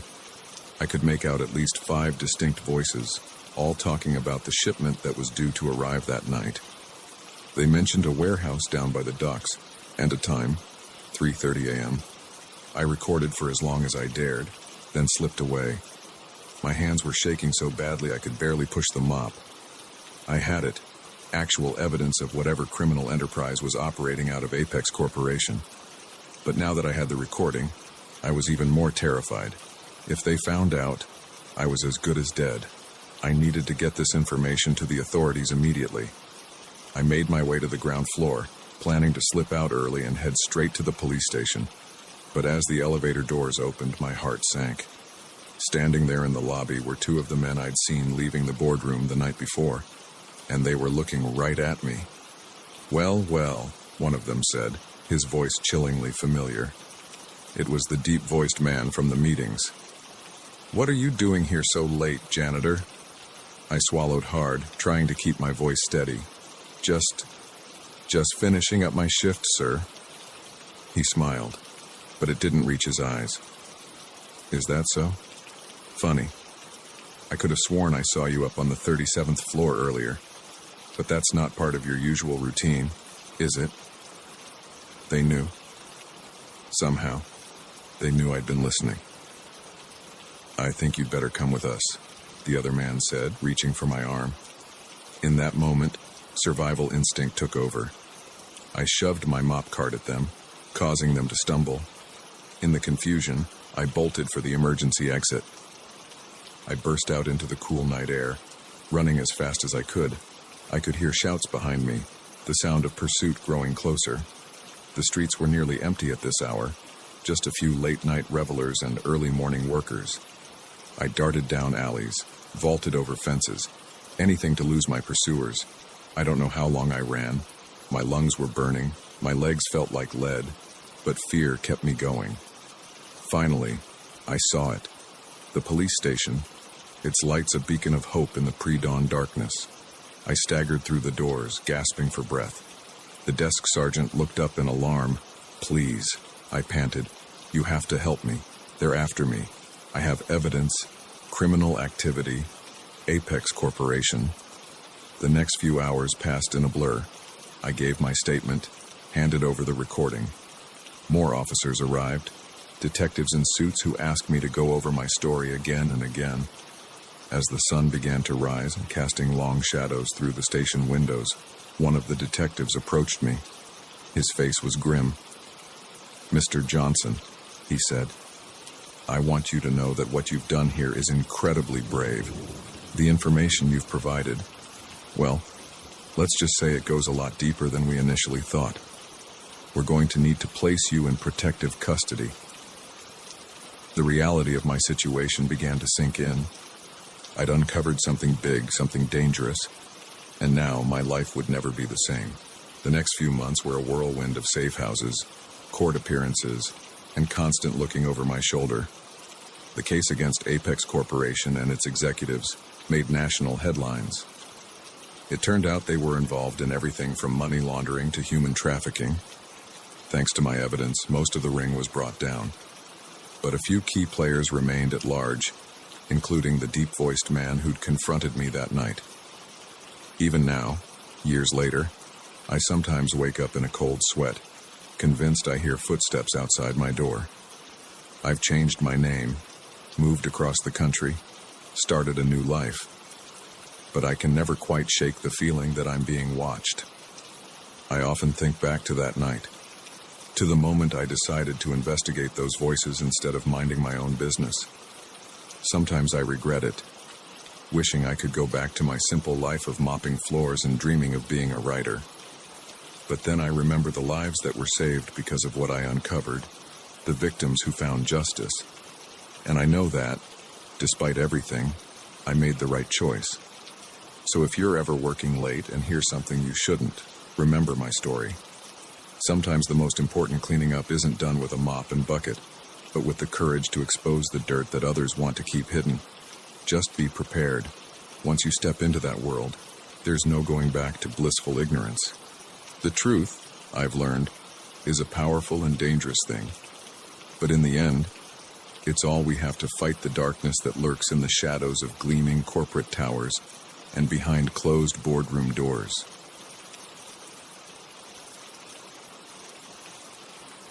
The day we moved into our dream home, I never imagined we'd be sharing it with the nightmares of its past.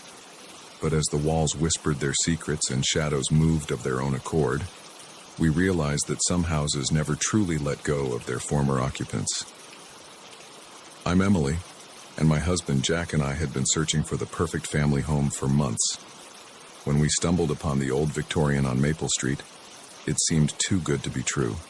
Spacious rooms, a sprawling backyard, and a price that was surprisingly within our budget. We were so excited, we barely listened to the real estate agent's rushed explanation about the previous owner's hasty departure. The first few weeks were blissful. We painted walls, arranged furniture, and started to make the house our own. Our two kids, Lily and Max, were thrilled with their new rooms and the treehouse in the backyard. It felt like we'd finally found our forever home. But then, little things started happening. At first, it was easy to dismiss. A door closing on its own, objects not quite where we'd left them. We laughed it off as forgetfulness or the quirks of an old house. It was about a month after we'd moved in that things took a turn for the unsettling. I was in the kitchen, preparing dinner, when I heard what sounded like footsteps upstairs. Heavy, deliberate steps, moving from room to room. "Jack," I called out, assuming he'd come home early from work. No response. I climbed the stairs, a sense of unease growing with each step. The second floor was empty, all the doors closed. As I stood there, puzzled, I heard a child's laughter coming from behind me. I whirled around, expecting to see Lily or Max, but the hallway was empty. That night, I mentioned it to Jack. He looked concerned but tried to rationalize it. Old houses make weird noises, Em. It's probably just settling. But the incidents kept piling up. Lily complained about someone whispering her name when she was alone in her room. Max's toys would be arranged in strange patterns when we woke up in the morning. And more than once, I caught glimpses of shadowy figures out of the corner of my eye, always vanishing when I turned to look. It all came to a head one stormy night, about 2 months after we'd moved in. A thunderclap woke me from a fitful sleep. As lightning illuminated the room, I saw a figure standing at the foot of our bed. It was a woman, her face gaunt and eyes hollow, staring directly at me. I screamed, startling Jack awake, but when he turned on the light, she was gone. Shaken, we checked on the kids. Lily was sitting up in bed, tears streaming down her face. The sad lady was here again. She whimpered. She said we need to leave before they come back. That was the final straw. The next morning, we started researching the history of the house. What we found chilled us to the bone. The previous owners, the Harrises, had disappeared without a trace 3 years ago. The case had gone cold, but there were whispers of strange occurrences in the house, of the family's increasing paranoia in the weeks before they vanished. Digging deeper, we uncovered a pattern. Every family that had lived in the house for the past century had either moved out abruptly or met with tragedy. Accidents, disappearances, sudden illnesses. The house seemed to be a magnet for misfortune. We were debating what to do when Max came running into the room, his eyes wide with excitement. "I made new friends," he exclaimed. "They live in the walls, and they want to play hide and seek." A chill ran down my spine. "Max, honey, what do you mean they live in the walls?" He pointed to a small vent near the floor, one I'd never paid much attention to before. "They come out from there. They're funny looking, but they're nice. They said they've been waiting for someone to play with for a long time." Jack and I exchanged worried glances. That night, after the kids were asleep, we decided to investigate. Armed with flashlights and a healthy dose of fear, we approached the vent Max had pointed out. Jack unscrewed it carefully, revealing a dark space beyond. As he shone his flashlight into the opening, we both gasped. There was a narrow passageway, barely big enough for a person to crawl through. "Should we?" I hesitated, fear battling with curiosity. Jack nodded grimly. "We need to know what we're dealing with."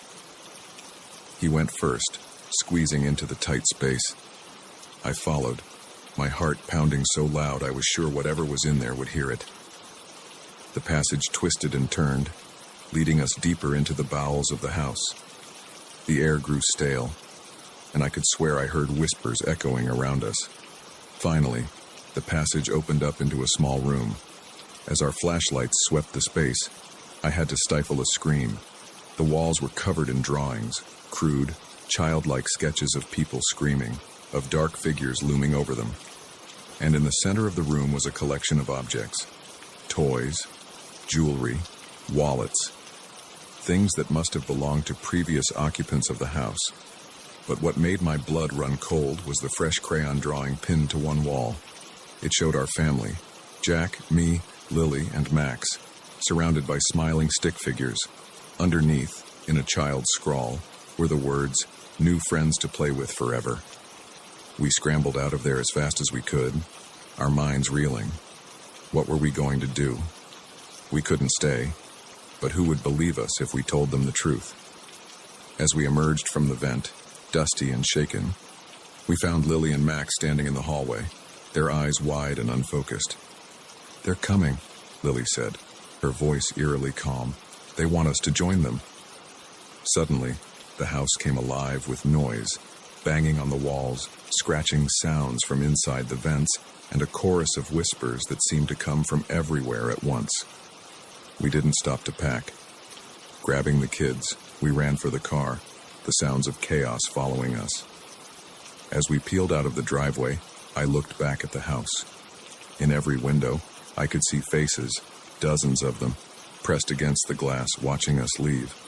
We drove through the night, not stopping until we were several states away. We left everything behind, our possessions, our jobs, our lives, but we had each other, and we were safe. That's all that mattered. It's been a year since that night.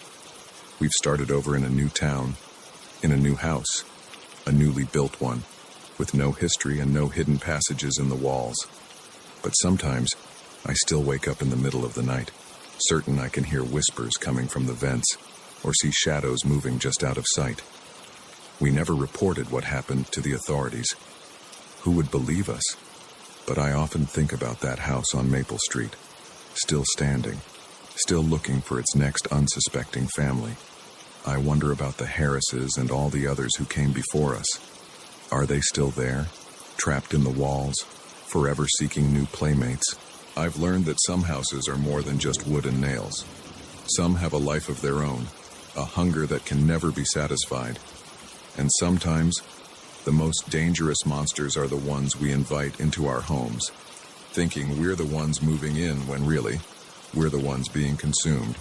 So, if you're ever house hunting and you find a place that seems too good to be true, perfect location, great price, but with a history that's a little too vague, think twice. Listen to the walls, watch the shadows, because you never know who or what you might be sharing your dream home with. And if you hear whispers in the night or see movement out of the corner of your eye, don't ignore it. Don't try to rationalize it away. Sometimes, the smartest thing you can do is run, leaving everything behind. Because some things are worth more than a house. Your family, your sanity, your soul. We were lucky. We got out before it was too late. But I often wonder about the next family that will move into that house on Maple Street.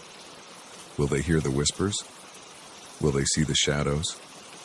Or will they become just another set of faces pressed against the windows, watching and waiting for new friends to join them in the walls?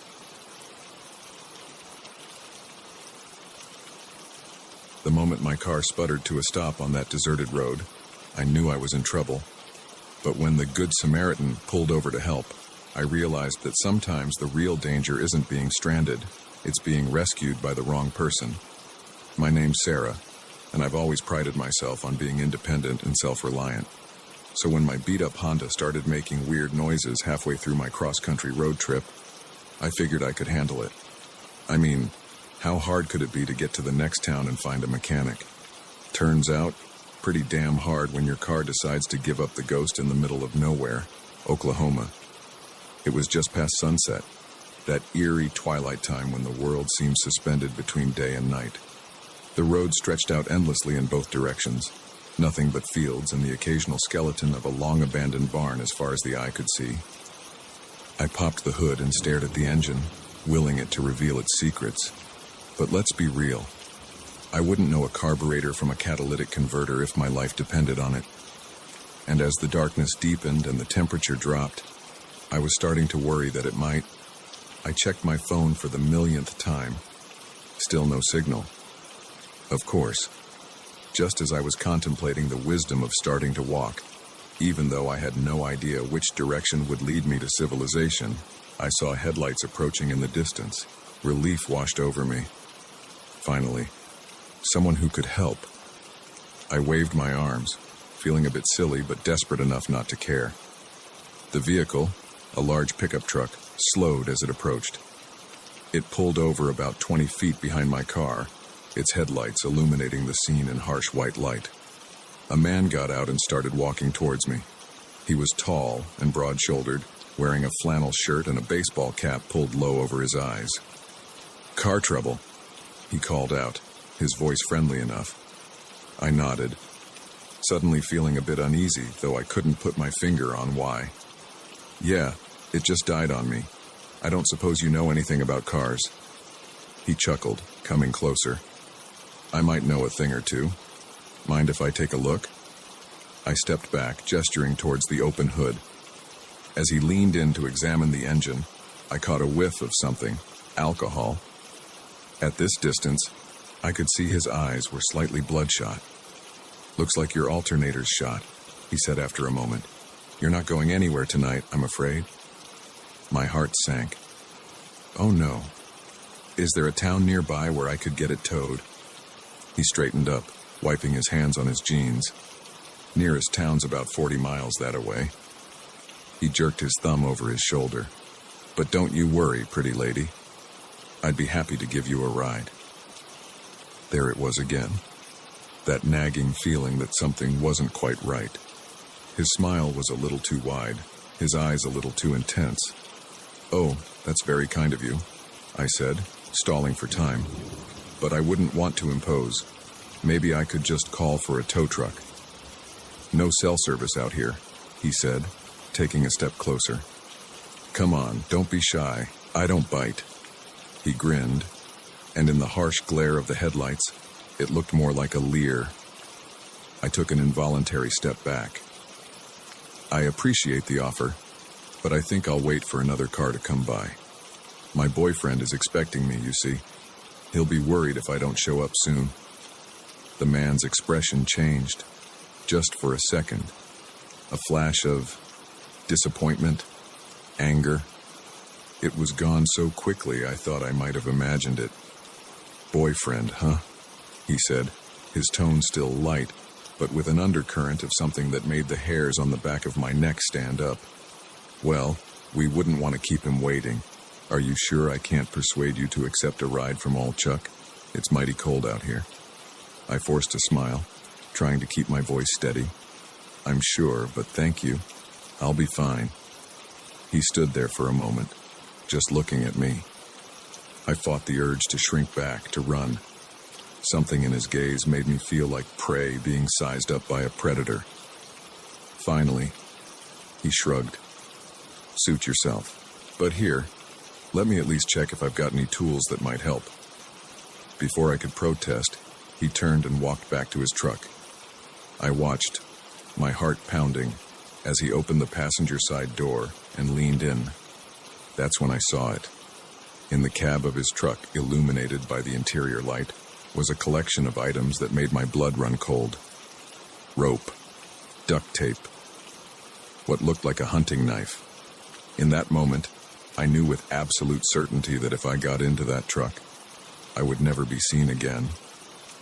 Chuck straightened up, turning back towards me with something in his hand. I didn't wait to see what it was. I ran. I heard him shout behind me, his voice no longer friendly but filled with rage.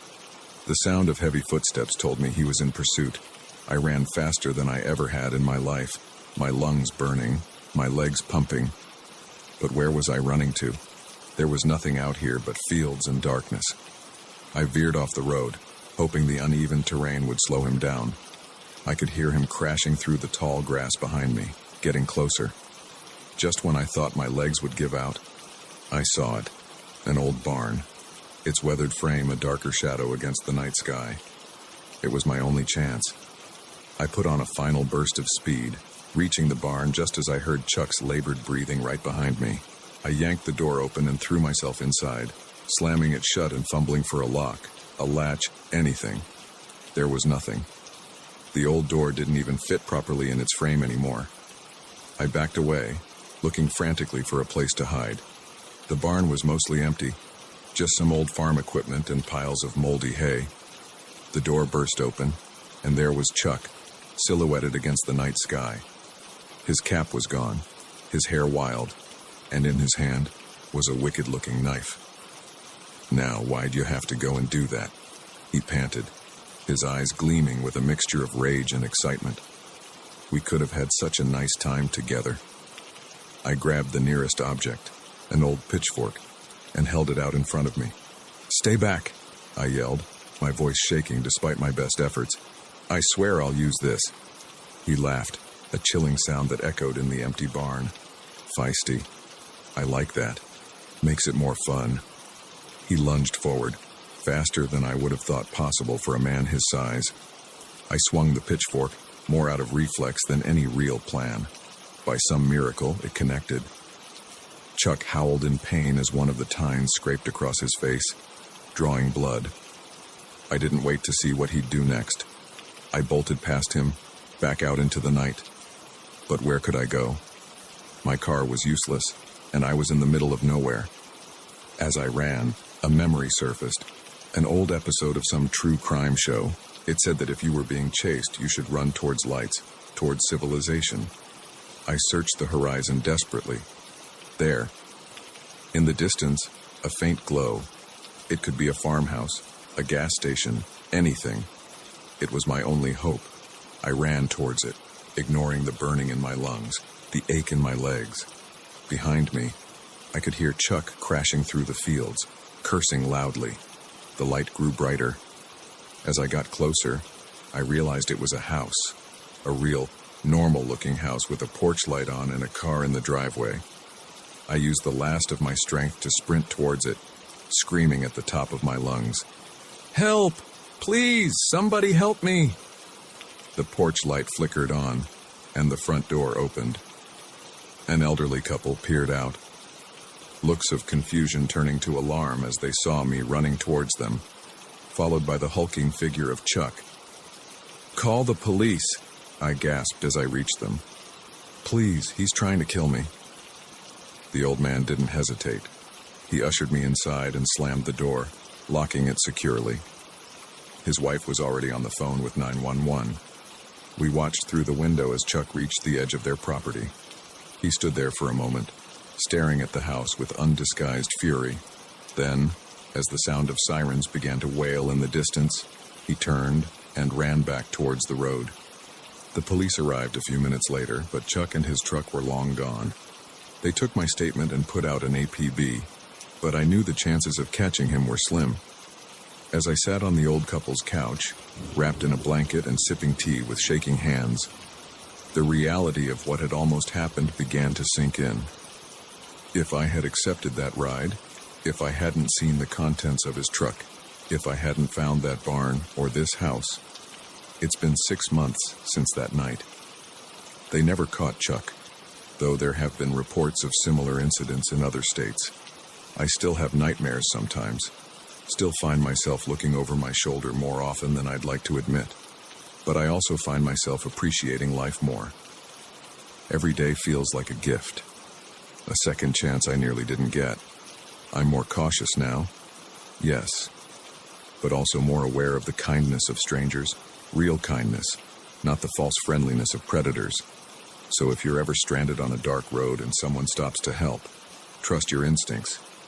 If something feels off, it probably is. It's better to be alone than in the wrong company. And remember, sometimes the real heroes aren't the ones who offer a ride, but the ones who open their doors to a stranger in need. Be safe out there. The world can be a dangerous place, but it's also full of good people. The trick is learning to tell the difference.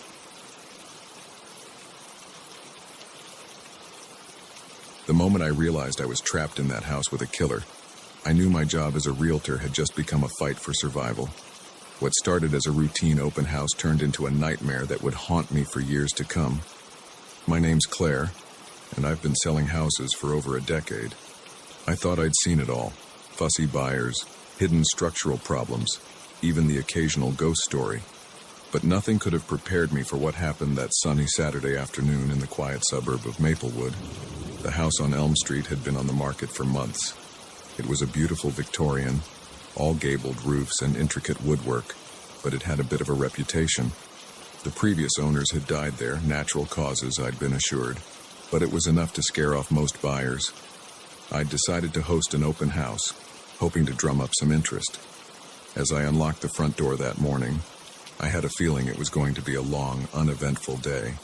The first few hours were exactly as I'd expected. A couple of curious neighbors, a young family clearly just browsing, an older gentleman who seemed more interested in the architecture than actually buying. By late afternoon, I was alone in the house, idly scrolling through my phone and thinking about packing up early. That's when he walked in. He was tall and well-dressed, with a charming smile that immediately put me at ease. "Am I too late for the open house?" he asked, glancing at his watch. "Not at all," I replied. Slipping into my professional persona, I was just about to close up, but I'd be happy to show you around. As we toured the house, he asked all the right questions about the foundation, the wiring, the history of the property. He seemed especially interested in the basement, commenting on its size and the sturdy lock on the door. Privacy is very important to me, he explained with a wink. It wasn't until we reached the master bedroom on the second floor that I started to feel uneasy. He stood in the doorway, blocking my exit, his eyes scanning the room with an intensity that sent a shiver down my spine. "This is perfect," he murmured. "Absolutely perfect." I forced a smile, trying to keep my voice steady.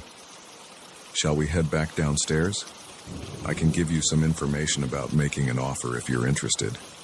He turned to me, and the look in his eyes made my blood run cold. The charm was gone, replaced by something predatory, calculating. "Oh, I'm definitely interested," he said, his voice low, "but not in buying the house." My heart started racing. I needed to get out of there, fast. "Well, if you're not looking to buy, I'm afraid I'll have to ask you to leave. I have another appointment soon." He chuckled, a sound devoid of any warmth. "No, you don't. I've been watching this house and watching you. I know you're alone here." I tried to push past him, but he was faster. In one fluid motion, he grabbed my arm and pushed me back into the room. I heard the click of a lock, and my panic surged. "What do you want?" I asked, my voice shaking despite my efforts to stay calm. He smiled, and it was the most terrifying thing I'd ever seen. "I want to play a game. This big, empty house. It's the perfect playground, don't you think?" I looked around frantically for a weapon, anything I could use to defend myself. But the room had been staged for the open house. There was nothing personal, nothing heavy or sharp. "People will be looking for me," I said, trying to sound more confident than I felt. "My office knows I'm here." He shook his head, almost sadly. "No, they don't. You were going to leave early, remember? No one's expecting to hear from you until Monday." My blood ran cold as I realized he was right. I'd told my boss I might close up early if it was slow. No one would miss me for days. "Now," he said, pulling a knife from his jacket pocket, "shall we begin?" What followed was the most terrifying game of cat and mouse I've ever experienced. I managed to dodge past him and out of the bedroom, but I quickly realized I was trapped. He had locked and blocked the front door somehow, and the windows were all sealed shut, a charming original feature that I had praised to potential buyers just hours earlier. I ran from room to room, trying to find a way out, all the while hearing his footsteps, his taunting voice. Come out, wherever you are," he called, like this was all some twisted game of hide and seek. At one point, I thought I had outsmarted him. I hid in a hall closet, holding my breath as I heard him walk past. But just as I was about to breathe a sigh of relief, the door flew open. He had been waiting, silent, for me to relax. I screamed and shoved past him, my fear giving me strength I didn't know I had. I ran for the stairs, my only thought to get to the second floor, to find a room with a window I could break. I made it to the guest bedroom and slammed the door shut, wedging a chair under the handle. I could hear him coming up the stairs, his footsteps slow and deliberate. He knew I had nowhere to go. With shaking hands, I tried to open the window. It was painted shut, decades of layers sealing it firmly in place. I looked around desperately for something to break the glass. That's when I saw it, an old fireplace poker leaning against the decorative fireplace. I grabbed it just as the door began to splinter under his assault. "You're only making this harder on yourself," he called through the crack in the door. "Why don't you just accept it? No one's coming to save you." But as he finally broke through the door, I was ready. I swung the poker with all my might, connecting squarely with his head. He went down hard, the knife clattering to the floor. I didn't wait to see if he was out cold. I ran past him, down the stairs, my heart pounding so hard I thought it might burst out of my chest. I made it to the front door and yanked on the handle, but it wouldn't budge. I could hear him groaning upstairs, starting to stir. In desperation, I grabbed a heavy candlestick from the entryway table and smashed it against the small window pane in the door. The glass shattered, and I reached through, not caring as the jagged edges cut into my arm. I managed to unlock the door just as I heard him stumbling down the stairs. I burst out onto the porch, screaming for help at the top of my lungs. A neighbor out walking his dog saw me and immediately called 911. Within minutes, the quiet street was filled with police cars and ambulances. They caught him trying to escape through the backyard. It turned out he was wanted in 3 states for similar attacks. The police found evidence in his car that suggested I wasn't his first target, and I certainly wouldn't have been his last. The aftermath was a blur of hospital visits, police statements, and therapy sessions. I couldn't sleep for weeks, jumping at every sound, seeing his face every time I closed my eyes. It's been 2 years since that day. I don't work in real estate anymore. I couldn't face the thought of being alone in empty houses. But slowly, I'm rebuilding my life. I've become an advocate for realtor safety, speaking at conferences and pushing for better protections for agents working alone. Sometimes I drive past that house on Elm Street. It's occupied now, a young family bringing new life to the old rooms. They don't know what happened there, and I hope they never have to. I often think about how close I came to being another statistic, another mysterious disappearance. If I hadn't found that fireplace poker, if the neighbor hadn't been walking his dog at that exact moment. But I try not to dwell on the what-ifs. Instead, I focus on the lessons I learned. Trust your instincts, always have an escape plan, and never underestimate the strength you have inside you, even in the most terrifying moments. To my fellow realtors out there, please be careful. That charming potential buyer might not be what they seem. Always let someone know where you are. Consider bringing a colleague to open houses. It might seem like overkill, but believe me, it's better to be overly cautious than to find yourself living a nightmare. And to everyone else, remember that bravery isn't about not being afraid. It's about facing that fear and fighting through it. We're all stronger than we know. Sometimes it just takes a life or death situation to realize it. I survived that day on Elm Street. I outsmarted a killer and lived to tell the tale. It's not a story I ever wanted to have, but it's mine. And if sharing it can help keep even one person safe, then maybe some good can come from that terrifying game of cat and mouse in an empty house on a sunny Saturday afternoon.